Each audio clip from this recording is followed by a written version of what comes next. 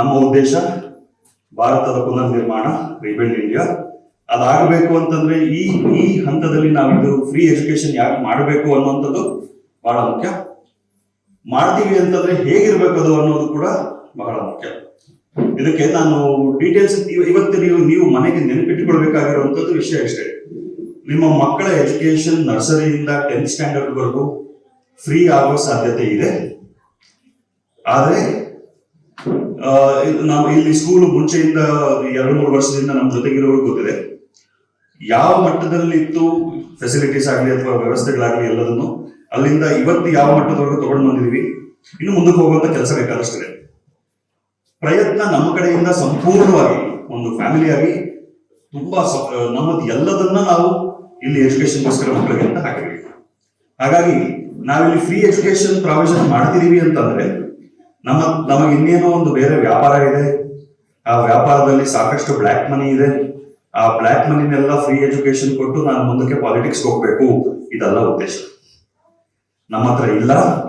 ಆದ್ರೆ ರಾಷ್ಟ್ರಕ್ಕೆ ಒಳ್ಳೇದಾಗಬೇಕು, ದೇಶಕ್ಕೆ ಒಳ್ಳೇದಾಗಬೇಕು ಅಂತಂದ್ರೆ ಈ ವ್ಯವಸ್ಥೆಯನ್ನ ತರಲೇಬೇಕು. ಹಾಗಾಗಿ ಒಬ್ಬೊಬ್ಬರ ವಿದ್ಯಾಭ್ಯಾಸದ ಖರ್ಚನ್ನ ಯಾರೋ ಒಬ್ರು ಭರಿಸಲೇಬೇಕಾಗತ್ತೆ. ಆ ಖರ್ಚನ್ನ ಭರಿಸೋದಕ್ಕೆ ಬೇಕಾಗಿರುವಂತ ಪ್ರಯತ್ನ ನನ್ನ ಕಡೆಯಿಂದ ನಿರಂತರವಾಗಿ ನಡೆಯುತ್ತೆ. ಸೊ ಇದು ಇರುವಂತ ದುಡ್ಡನ್ನು ಕರಗಿಸುವಂತ ಮತ್ತೆ ಇನ್ನೇನೋ ಲಾಭ ಮಾಡ್ಕೊಳ್ಳುವಂತ ಉದ್ದೇಶದಿಂದ ಮಾಡ್ತಿರುವಂತ ಕಾರ್ಯಕ್ರಮ ಅಲ್ಲ. ಅದು ಏನ್ ಬೇಕಾದ್ರೂ ಆಗ್ಲಿ ಮಾಡ್ಲೇಬೇಕು. ಇದನ್ನ ಮಾಡಿದ್ರೆ ಮಾತ್ರ ದೇಶಕ್ಕೆ ಒಂದು ಸರಿಯಾದ ರೀತಿಯಲ್ಲಿ ನಮ್ಮ ಕಡೆಯಿಂದ ಕಾಂಟ್ರಿಬ್ಯೂಷನ್ ಆಗುತ್ತೆ ಅನ್ನುವಂತ ಉದ್ದೇಶದಿಂದ ಒಂದು ಬದ್ಧತೆಯಿಂದ ಮಾಡ್ತಿರುವಂತ ಕೆಲಸ. ಹೊಸದೇನಲ್ಲ, ನಾವಷ್ಟೇ ಮೊದಲನೇದಾಗೇನು ಫ್ರೀ ಎಜುಕೇಶನ್ ಮಾಡ್ತಿದ್ವಲ್ಲ, ಬೇಕಾದಷ್ಟು ಜನ ಮಾಡ್ತಿದ್ದಾರೆ. ಸರ್ಕಾರಿ ಶಾಲೆಗಳೆಲ್ಲ ಫ್ರೀನೇ ಇದೆ. ನಾನು ರೋಟರಿ ಸಂಸ್ಥೆಯಲ್ಲೂ ಕೂಡ ಇದ್ದೀನಿ, ನಾನೊಬ್ಬ ರೋಟೇರಿಯನ್ ಕೂಡ. ನಮ್ಮ ರೋಟರಿ ಸಂಸ್ಥೆಯಿಂದ ಕೂಡ ಬೇಕಾದಷ್ಟು ಫ್ರೀ ಸ್ಕೂಲ್ಗಳು ನಡೆಯುತ್ತೆ, ಎಡಿಟ್ ಸ್ಕೂಲ್ಗಳಿದೆ. ಫ್ರೀ ಶಾಲೆಗಳು ಇರೋದು ಸಾಮಾನ್ಯ ಜನಗಳ ಮಕ್ಕಳು ಅಥವಾ ಶ್ರೀಮಂತರ ಮಕ್ಕಳು, ಸಾಮಾನ್ಯ ಜನಗಳ ಮಕ್ಕಳಿಗೆ ಫ್ರೀ ಎಜುಕೇಶನ್ ಇದೆ. ಸೊ ಇದನ್ನ ಯಾಕೆ ನಾವು ಮಾಡ್ತಿರುವಂತ ಫಾರ್ಮ್ಯಾಟ್ ನಲ್ಲಿ ಫ್ರೀ ಎಜುಕೇಶನ್ ಮಾಡಬೇಕು ಅನ್ನೋದನ್ನ ನಾನು ಎಕ್ಸ್ಪ್ಲೈನ್ ಮಾಡೋಕ್ಕೂ ಮುಂಚೆ ನಮ್ಮ ದೇಶದಲ್ಲಿ ಶಿಕ್ಷಣ ವ್ಯವಸ್ಥೆ ಹೆಂಗೆ ಸ್ಟ್ರಕ್ಚರ್ ಆಗಿದೆ ಅನ್ನೋದನ್ನ ನಾವು ಅರ್ಥ ಮಾಡ್ಕೊಳ್ಬೇಕು. ಆ ಸ್ಟ್ರಕ್ಚರ್ ನ ಅರ್ಥ ಮಾಡ್ಕೊಳ್ಳೋದಕ್ಕೂ ಮುಂಚೆ ಇನ್ನೊಂದು ವಿಷಯ ನಿಮಗೆ ಗೊತ್ತಿರಬೇಕು. ಎಲ್ಲರೂ ಕೆಲಸ ಮಾಡ್ತಿದೀವಿ, ಎಲ್ಲರೂ ಅಪ್ಪ ಅಮ್ಮ ಎಲ್ಲರೂ ಇದ್ರು, ಎಲ್ಲರೂ ಅಪ್ಪ ಅಮ್ಮ ಇಬ್ರು ಬಂದಿದ್ರಲ್ವಾ. ಸಿಂಗಲ್ ಪೇರೆಂಟ್ಸ್ ಇದ್ರೆ ಪರವಾಗಿಲ್ಲ, ಪರ್ಮಿಷನ್ ಇದೆ, ಬಟ್ ಅಪ್ಪ ಅಮ್ಮ ಇಬ್ರು ಇದ್ರು. ಓಕೆ, ಎಷ್ಟೋ ಅಪ್ಪಂದ್ರ ಮುಖ ಇವತ್ತು ನಾನು ಅಷ್ಟೇ ಮಾಡ್ತಿದ್ದೀನಿ. ಸೊ ಬಲವಂತವಾಗಿ ಇವತ್ತು ಬರೋ ಹಾಗೆ ಮಾಡಿದೀವಿ. ಸರಿ, ನಾವೆಲ್ಲ ಕೆಲಸ ಮಾಡೋ ಜಾಗಗಳಲ್ಲಿ ಕೆಳಮಟ್ಟದಿಂದ ಮೇಲ್ಮಟ್ಟದವರೆಗೂ ಕೆಲಸ ಮಾಡುವಂತ ಜನಗಳು ಇರ್ತಾರೆ. ಕೆಳಮಟ್ಟದಲ್ಲಿ ಅತಿ ಹೆಚ್ಚು ಜನರಿರುವಂತವರು ಲೇಬರ್ ಕ್ಲಾಸ್ ಜನ. ಲೇಬರ್ ಕ್ಲಾಸ್ ಅಂತಂದ್ರೆ ಕೂಲಿ ಮಾಡೋರು ಅಂತಲ್ಲ, ಎಲ್ಲರೂ ಒಂದಲ್ಲ ಒಂದು ರೀತಿಯಲ್ಲಿ ಕೂಲಿ ಮಾಡೋರೆ. ಕೂಲಿ ಅಂತಂದ್ರೇನು? ಪರಿಶ್ರಮ ಹಾಕಿ ಸಂಪಾದನೆ ಮಾಡೋದು, ನಮ್ಮ ಜೀವನ ನಡೆಸೋದಕ್ಕೆ ನಾವೇನೋ ಮಾಡ್ತಿದೀವಿ, ಎಲ್ಲರೂ ಕೂಲಿ ಮಾಡೋರೆ. ಸೊ ಲೇಬರ್ ಕ್ಲಾಸ್ ಅಂತಂದ್ರೆ ಕೂಲಿ ಮಾಡೋರು ಅನ್ನೋ ತರದ ಡೆರಗೇಟರಿ ಅಥವಾ ಒಂದು ಅವಮಾನ ಮಾಡುವಂತ ರೀತಿಯ ಪದ ಅಲ್ಲ ಅದು. ಲೇಬರ್ ಕ್ಲಾಸ್ ಅಂತಂದ್ರೆ ಏನು ಮಾಡಬೇಕು, ಹೆಂಗ ಮಾಡಬೇಕು ಅನ್ನೋದನ್ನ ಯೋಚನೆ ಮಾಡಿದ್ರೆ ಹೇಳಿದಷ್ಟನ್ನ ಮಾಡುವಂತವ್ರು ಲೇಬರ್ ಕ್ಲಾಸ್. ನಾನು ಇದನ್ನ ಹೇಳ್ತಾ ಹೋಗುವಾಗ ನಾವು ಎಲ್ಲರೂ ಒಬ್ಬೊಬ್ರು ಯಾವ ಮಟ್ಟದಲ್ಲಿ ಕೆಲಸ ಮಾಡ್ತಿದೀವಿ ನಮ್ಮ ಉದ್ಯೋಗಗಳಲ್ಲಿ ಅನ್ನೋದನ್ನ ಯೋಚನೆ ಮಾಡಬಹುದು. ಏನ್ ಮಾಡ್ಬೇಕು ಅಂತ ನಮಗೆ ಹೇಳ್ತಾರೆ ಅದನ್ನಷ್ಟೇ ಮಾಡ್ಬೇಕು. ಹೇಗೆ ಮಾಡ್ಬೇಕು ಅಂತ ಹೇಳಿರ್ತಾರೆ ಹಾಗಷ್ಟೇ ಮಾಡ್ಬೇಕು. ಮಾಡ್ಬೇಕಾಗಿರೋದನ್ನ ಬದಲಾಯಿಸುವಂತ ಶಕ್ತಿ ನಮಗಿರೋದಿಲ್ಲ, ಅಧಿಕಾರ ಇರೋದಿಲ್ಲ. ಅಥವಾ ಹೆಂಗ ಮಾಡ್ಬೇಕು ಅಂತ ಹೇಳಿರ್ತಾರೆ ಅದನ್ನ ಬಿಟ್ಟು ಇನ್ನೇನೋ ಬೇರೆ ರೀತಿಯಲ್ಲಿ ಮಾಡೋದಕ್ಕೆ ಅವಕಾಶ ಇರೋದಿಲ್ಲ. ಈ ಪರಿಸ್ಥಿತಿಗಳಲ್ಲಿ ಕೆಲಸ ಮಾಡುವಂತವ್ರು ಲೇಬರ್ ಕ್ಲಾಸ್. ಈ ಲೇಬರ್ ಕ್ಲಾಸ್ಗಳು ಸರಿಯಾಗಿ ಕೆಲಸ ಮಾಡ್ತಿದಾರೋ ಇಲ್ವೋ, ಅವ್ರು ಸರಿಯಾಗಿ ಕೆಲಸ ಮಾಡೋದರ ಗಮನ ಇಟ್ಟು ಮಾಡಿಸೋ ಕೆಲಸ ಇರೋದು ಸೂಪರ್ವೈಸರಿ ಕ್ಲಾಸ್. ಸೂಪರ್ವೈಸರ್ಸ್ಗೆ ಏನು ಅವರಾಗಿ ಮಾಡುವಂತದ್ದು ಏನಿರೋದಿಲ್ಲ, ಕೆಲಸ ಮಾಡಿಸೋದೇ ಅವ್ರ ಕೆಲಸ. ಕರೆಕ್ಟ್. ಅವರಿಂದ ಮೇಲ್ಮಟ್ಟಕ್ಕೆ ಹೋದ್ರೆ ನಮಗೆ ಮ್ಯಾನೇಜರಿಯಲ್ ಕ್ಲಾಸ್ ಜನ ಇರ್ತಾರೆ. ಮ್ಯಾನೇಜರಿಯಲ್ ಕ್ಲಾಸ್ ಅಂತಂದ್ರೆ, ಈಗ ನಾವು ಒಂದು ಗಾರ್ಮೆಂಟ್ ಫ್ಯಾಕ್ಟರಿ ಅಂತ ಯೋಚನೆ ಮಾಡಿದ್ರೆ, ಒಂದು ಬಿಸ್ನೆಸ್ ಆಗಿರ್ಬೇಕಾದ್ರೆ ಗುಂಡಿ ಹೊಲಿಯೋರೇ ಒಬ್ರು ಇರ್ತಾರೆ, ಈಗ ಬಟನ್ ಹೋಲ್ ಮಾಡಿಸೋರು ಒಬ್ರು ಇರ್ತಾರೆ, ಕಾಲರ್ ಹೊಲಿಯೋರು ಒಬ್ರು ಇರ್ತಾರೆ, ತೋಳುಗಳು ಹೊಲಿಯೋರು ಒಬ್ರು ಇರ್ತಾರೆ. ತೋಳು ಹೊಲಿಯುವಂತ ಎಲ್ಲಾ ಲೇಬರರ್ಸಿಗೂ ಒಬ್ಬ ಸೂಪರ್ವೈಸರ್ ಇರ್ತಾರೆ. ಅವನ ಕೆಲಸ ಕಾಲರ್ ಸರಿಯಾಗಿ ಆಗ್ತಿದ್ಯಾ ಅಂತ ನೋಡೋದಲ್ಲ, ಆ ತೋಳು ಹೊಲಿಯುವಂತ ಟೈಲರ್ಗಳ ಸೂಪರ್ವೈಸರ್ ಕೆಲಸ ತೋಳು ಸರಿಯಾಗಿ ಹೊಲಿತಿದಾರ ಅನ್ನೋದನ್ನು. ತೋಳು ಹೊಲಿಯುವಂತ ಕೆಲಸಗಾರರನ್ನ ಸರಿಯಾಗಿ ಕೆಲಸ ಮಾಡೋ ತರ ಗಮನಿಸೋ ಕೆಲಸ ಸೂಪರ್ವೈಸರ್. ಕಾಲರ್ ಬಗ್ಗೆ ಒಂದು ಗಮನ. ಮ್ಯಾನೇಜರ್ ಏನ್ ಮಾಡ್ತಾನೆ, ಇಡೀ ಶರ್ಟ್ ಸರಿಯಾಗಿ ಆಗ್ತಾ ಇದೆಯಾ ಅನ್ನೋದನ್ನ ನೋಡ್ತಾನೆ. ಸರಿ, ಬೇಕಾಗಿರೋ ತೋಳುಗಳು ರೆಡಿ ಆಯ್ತಾ, ಕಾಲರ್ಗಳು ರೆಡಿ ಆಯ್ತಾ, ಬಟನ್ಗಳು ಸರಿಯಾಗಿ ಆಗಿದೆಯಾ, ಇದನ್ನೆಲ್ಲ ಮ್ಯಾನೇಜರ್ ಗಮನಿಸ್ತಾರೆ. ಇದು 3ನೇ ಮಟ್ಟದ ಉದ್ಯೋಗ, ಮ್ಯಾನೇಜರಿಯಲ್ ಕ್ಲಾಸ್. ಇದಿಷ್ಟನ್ನು ನಾವು ಎಕ್ಸಿಕ್ಯೂಷನ್ ಕ್ಲಾಸ್ ಅಂತ ಹೇಳ್ತೀವಿ. ಅಂದ್ರೆ ಏನೋ ಒಂದು ಪ್ರಾಡಕ್ಟ್ ಅನ್ನ ಡೆವಲಪ್ ಮಾಡೋದಕ್ಕಾಗ್ಲಿ ಅಥವಾ ಒಂದು ಸರ್ವಿಸ್ ಅನ್ನ ಡೆಲಿವರ್ ಮಾಡೋದಕ್ಕಾಗ್ಲಿ ಕಸ್ಟಮರ್ಗಳಿಗೆ ತಲುಪಬೇಕಾಗಿರುವಂತಹ ವಸ್ತುಗಳನ್ನಾಗ್ಲಿ ಅಥವಾ ಸೇವೆಗಳನ್ನಾಗ್ಲಿ ಮಾಡುವಂತಹ ಜನಗಳು. ಸೂಪರ್ವೈಸರ್ಗೂ ಜಾಸ್ತಿ ತಲೆ ಓಡಿಸೋ ಕೆಲಸ ಇರೋದಿಲ್ಲ, ಅವನ ಕೈಲಿ ಕಡ್ಡಿ ಇರುತ್ತೆ. ಲಿಟ್ರಲಿ ಕಡ್ಡಿ ಅಂತಲ್ಲ, ಅಂದ್ರೆ ಅವನು ಶಿಕ್ಷೆಯಿಂದ ಭಯ ಪಡಿಸಿ ಕೆಲಸ ಮಾಡಿಸ್ತಾನೆ. ಮ್ಯಾನೇಜರ್ ಸ್ವಲ್ಪ ಮೋಟಿವೇಟ್ ಮಾಡ್ತಾನೆ. ಸೂಪರ್ವೈಸರ್ಗಳು ಸರಿಯಾಗಿ ರಿಪೇರಿ ಮಾಡೋಂತರ ಸೂಪರ್ವೈಸರ್ಗಳನ್ನ ಮೋಟಿವೇಟ್ ಮಾಡ್ತಾರೆ ಮ್ಯಾನೇಜರ್. ಇದು ಒಂದು ಕ್ಲಾಸ್ ಆಯ್ತು, ಒಂದು ಕ್ಲಾಸ್ ಜನ.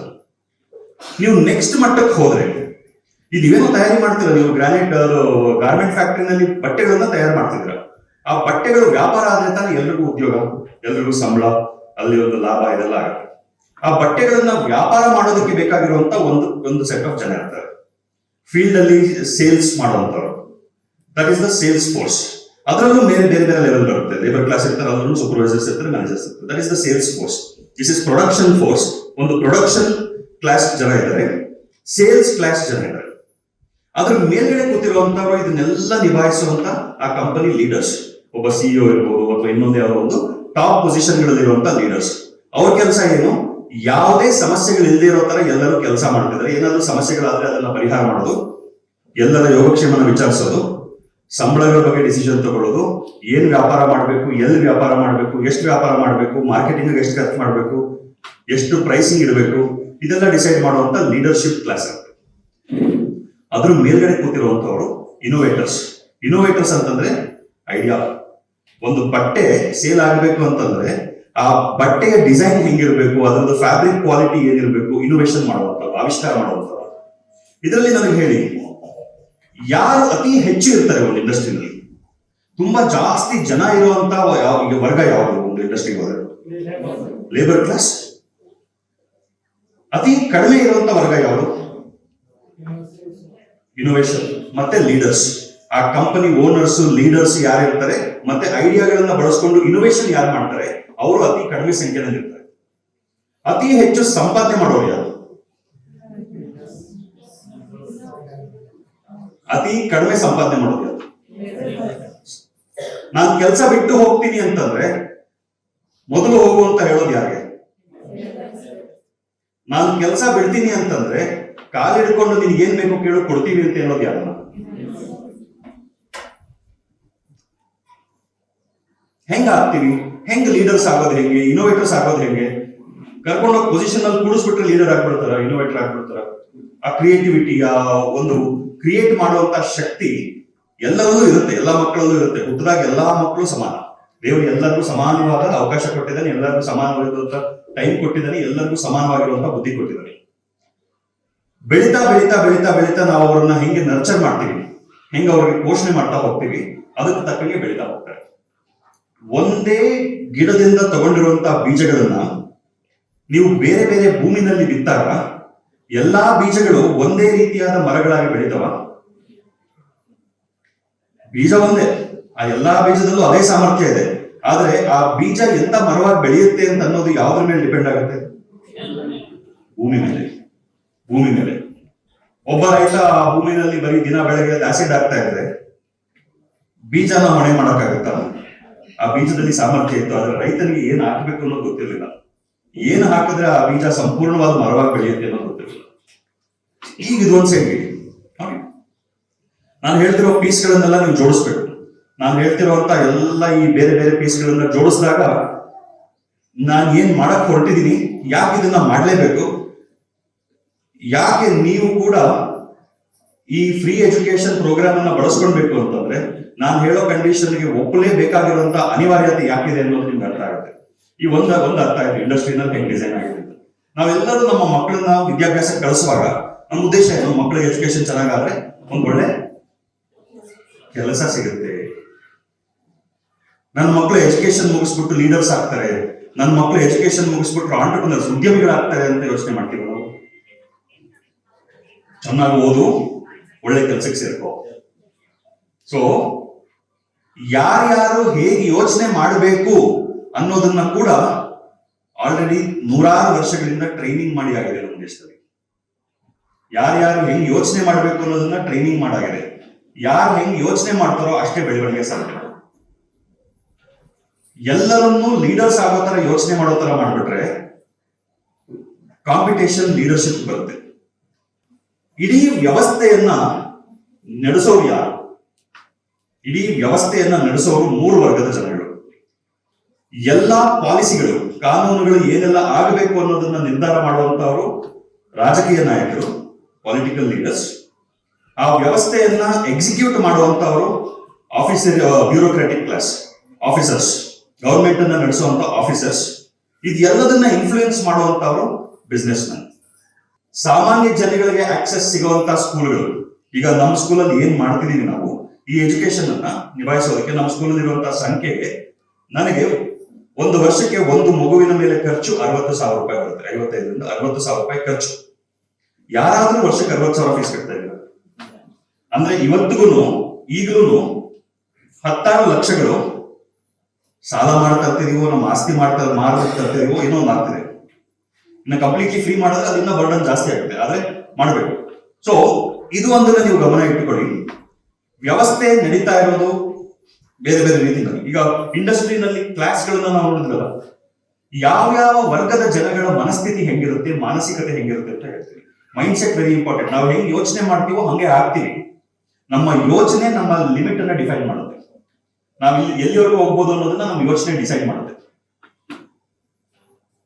ಕೆಳ ಮಧ್ಯಮ ಮತ್ತೆ ಮಧ್ಯಮ ವರ್ಗದ ಜನ, ಕೆಳವರ್ಗದ ಜನಗಳು, ನಮಗೆ ಹಣನೇ ಇಲ್ಲಪ್ಪ, ನಮಗೆ ಎಜುಕೇಶನ್ಗೆ ದುಡ್ಡು ಕಟ್ಟಕ್ ಆಗೋದಿಲ್ಲ ಅನ್ನುವಂತ ಜನಗಳಿಗೆ ಅವೈಲೇಬಲ್ ಇರುವಂತಹ ಶಾಲೆಗಳು, ಸರ್ಕಾರಿ ಶಾಲೆಗಳು ಅಥವಾ ಬೇರೆ ಸಂಘ ಸಂಸ್ಥೆಗಳು ನಡೆಸುವಂತಹ ಫ್ರೀ ಶಾಲೆಗಳು, ಅಥವಾ ಹೆಚ್ಚು ಅಂತಂದ್ರೆ ಏಡೆಡ್ ಶಾಲೆಗಳು. 10, 15, 20,000 ರೂಪಾಯಿ ಒಳಗಡೆ ಫೀಸ್ ಇರುತ್ತೆ. ಅವ್ರಿಗೆ ಸರ್ಕಾರದಿಂದ ಸ್ವಲ್ಪ ಅನುದಾನ ಬರ್ತಾ ಇರುತ್ತೆ. ಮತ್ತೆ ಅವರು ಕೂಡ ಒಂದಷ್ಟು ಫೀಸ್ ತಗೊಂಡು ಹಿಂಗೆ ಮ್ಯಾನೇಜ್ ಮಾಡ್ತಿರ್ತಾರೆ. ನೆಕ್ಸ್ಟ್ ಮಟ್ಟದ ಶಾಲೆಗಳು ಆಸ್ಪಿರೇಷನಲ್ ಮಿಡಲ್ ಕ್ಲಾಸ್. ಅಂದ್ರೆ ಇದು ಫ್ರೀ ಸ್ಕೂಲ್ಗಳಾಯ್ತು. ಮಿಡಲ್ ಕ್ಲಾಸ್ ಮಕ್ಕಳು ಹೋಗುವಂತ ಶಾಲೆಗಳು ಅಂತಂದ್ರೆ ಒಂದು 70,000-80,000 ರೂಪಾಯಿ ಒಳಗಡೆ ಫೀಸ್ ಇರುವಂತ ಶಾಲೆ. ಆಸ್ಪಿರೇಷನಲ್ ಮಿಡಲ್ ಕ್ಲಾಸ್ ಅಲ್ಲಿ ಇರ್ತಾರೆ, ಬಟ್ ಒಳ್ಳೆ ಉದ್ಯೋಗ ಇರುತ್ತೆ, 1-1.5 ಲಕ್ಷ ರೂಪಾಯಿ ವರ್ಷಕ್ಕೆ ತಿಂಗಳಿಗೆ ಸಂಪಾದನೆ ಮಾಡ್ತಿರ್ತಾರೆ. ಇಂಥವ್ರು ಹೋಗುವಂತ ಶಾಲೆಗಳು 2 ರಿಂದ 3 ಲಕ್ಷ ರೂಪಾಯಿವರೆಗೂ ಫೀಸ್ ಇರುವಂತ ಶಾಲೆಗಳು ವರ್ಷಕ್ಕೆ. ಅದು ಮಿಡಲ್ ಕ್ಲಾಸ್ ಸ್ಕೂಲ್ಗಳೇ, ಆಸ್ಪಿರೇಷನಲ್ ಮಿಡಲ್ ಕ್ಲಾಸ್.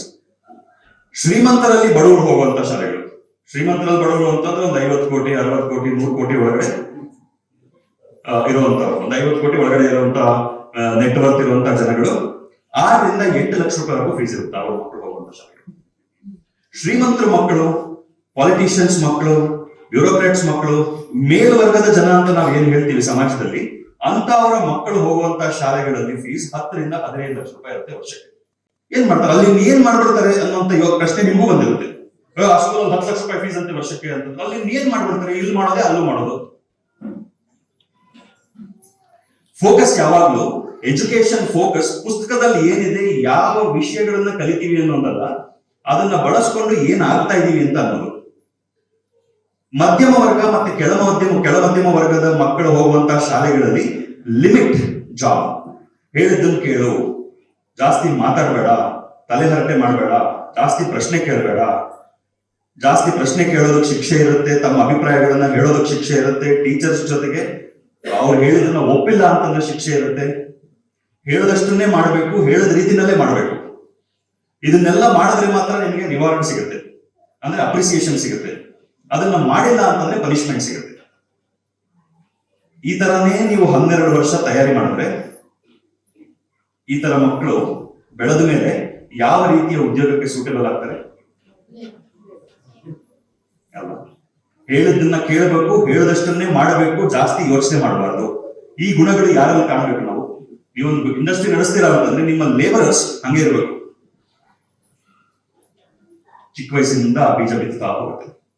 ಅದರಲ್ಲೂ ಕೆಲವರು ಇರ್ತಾರೆ ವ್ಯವಸ್ಥೆಗೆ ವಿರುದ್ಧವಾಗಿ ಹೋಗ್ತಾರೆ. ವ್ಯವಸ್ಥೆಗೆ ವಿರುದ್ಧವಾಗಿ ಹೋಗಿ ಅದರಲ್ಲೂ ಕೆಲವರು ಲೀಡರ್ಸ್ ಆಗ್ತಾರೆ, ಅದರಲ್ಲೂ ಕೆಲವರು ಉದ್ಯಮಿಗಳಾಗ್ತಾರೆ, ಅದೆಲ್ಲ ಆಗ್ತಾರೆ. ಅದು ವ್ಯವಸ್ಥೆಯಿಂದ ಅಲ್ಲ, ತಮ್ಮಲ್ಲಿರುವಂತಹ ಶಕ್ತಿಯಿಂದ, ಆ ವ್ಯವಸ್ಥೆಯಿಂದ ಅವ್ರ ಕುಗ್ಗಲಿಲ್ಲ, ಅದಕ್ಕೆ ಬೆಳೀತಾರೆ. ಆಸ್ಪಿರೇಷನಲ್ ಮಿಡಲ್ ಕ್ಲಾಸ್ ಅಂದ್ರೆ ಚೆನ್ನಾಗಿ ವಿದ್ಯಾವಂತರಿರುವಂತಹ ಅಪ್ಪ ಅಮ್ಮ, ಸುಮಾರು ಒಂದು ವರ್ಷಕ್ಕೆ 1-2 ಲಕ್ಷ ರೂಪಾಯಿ, ತಿಂಗಳಿಗೆ 1-2 ಲಕ್ಷ ರೂಪಾಯಿ ಸಂಪಾದನೆ ಮಾಡ್ತಿರುವಂತವ್ರು, ಇಂಥವರೆಲ್ಲ ಕಳಿಸುವಂತ ಶಾಲೆಗಳಲ್ಲಿ ಫೋಕಸ್ ಒಳ್ಳೆ ಕಾಲೇಜ್ ಹೋಗ್ಬೇಕು, ಒಳ್ಳೆ ಎಕ್ಸಾಮ್ಗಳನ್ನ ಬರೆದು ದೊಡ್ಡ ದೊಡ್ಡ ಕಾಲೇಜ್ಗಳಿಗೆ ಹೋಗ್ಬೇಕು, ಒಳ್ಳೆ ಉದ್ಯೋಗ ಮಾಡಬೇಕು ಅಂತ. ಅವರು ಮ್ಯಾನೇಜೇರಿಯಲ್ ಕ್ಲಾಸ್, ಬಿಸ್ನೆಸ್ ಡೆವಲಪ್ಮೆಂಟ್ ಕ್ಲಾಸ್ ಅಲ್ಲಿ ಮೆಜಾರಿಟಿ ಜನ ಇರ್ತಾರೆ. Aspirational middle class 2 lakh 3 lakh ತಿಂಗಳು ವರ್ಷಕ್ಕೆ ಕಟ್ಟುವಂತ ಶಾಲೆಗಳಿಗೆ ಹೋದ್ರೆ ಅಲ್ಲಿನ ವಾತಾವರಣದಲ್ಲಿ ಬೆಳೆಯುವಂತಹ ಮಕ್ಕಳು ಮೆಜಾರಿಟಿ ಜನ, ಎಲ್ಲರೂ ಅಂತಲ್ಲ, ಎಲ್ಲಾದ್ರಲ್ಲೂ ಎಲ್ಲಾ ತರದವರು ಇರ್ತಾರೆ. ಅಲ್ಲೂ ಕೆಲವರು ಉದ್ಧಾರ ಆಗದಲ್ಲಿ ಎಲ್ಲ ಹಾಳಬಿದ್ದೋಗಿರೋರು ಇರ್ತಾರೆ. ಬಡವರು ಹೋಗುವಂತ ಗವರ್ಮೆಂಟ್ ಶಾಲೆಗಳಲ್ಲಿ ಓದಿರುವಂತವ್ರು ತುಂಬಾ ದೊಡ್ಡ ಮಟ್ಟಕ್ಕೆ ಬೆಳೆದಿರುವಂತವ್ರು ಇರ್ತಾರೆ. ಆದ್ರೆ ಯಾವ್ಯಾವ ವ್ಯವಸ್ಥೆನಲ್ಲಿ ಮೆಜಾರಿಟಿ ಜನ ಏನಾಗ್ತಾರೆ ಅನ್ನೋದನ್ನ ನೋಡಿದಾಗ ವ್ಯವಸ್ಥೆ ಏನ್ ಮಾಡ್ತಿದೆ ಅನ್ನೋದು ನಮಗೆ ಗೊತ್ತಾಗುತ್ತೆ. ಆಸ್ಪಿರೇಷನಲ್ ಮಿಡಲ್ ಕ್ಲಾಸ್ ಮಕ್ಕಳು ಮ್ಯಾನೇಜೇರಿಯಲ್ ಕ್ಲಾಸ್ ಮತ್ತೆ ಬಿಸ್ನೆಸ್ ಡೆವಲಪ್ಮೆಂಟ್ ಕ್ಲಾಸ್ ಆಗ್ತಾರೆ. ನಾನು ವರ್ಷಕ್ಕೆ 10 ಲಕ್ಷ 15 ಲಕ್ಷ ಚಾರ್ಜ್ ಮಾಡುವಂತ ಶಾಲೆಗಳಲ್ಲೂ ಕೂಡ ಪಾಠ ಮಾಡಿದ್ದೀನಿ. ಆ ವ್ಯವಸ್ಥೆಗಳನ್ನು ಅರ್ಥ ಮಾಡ್ಕೊಂಡಿದ್ದೀನಿ.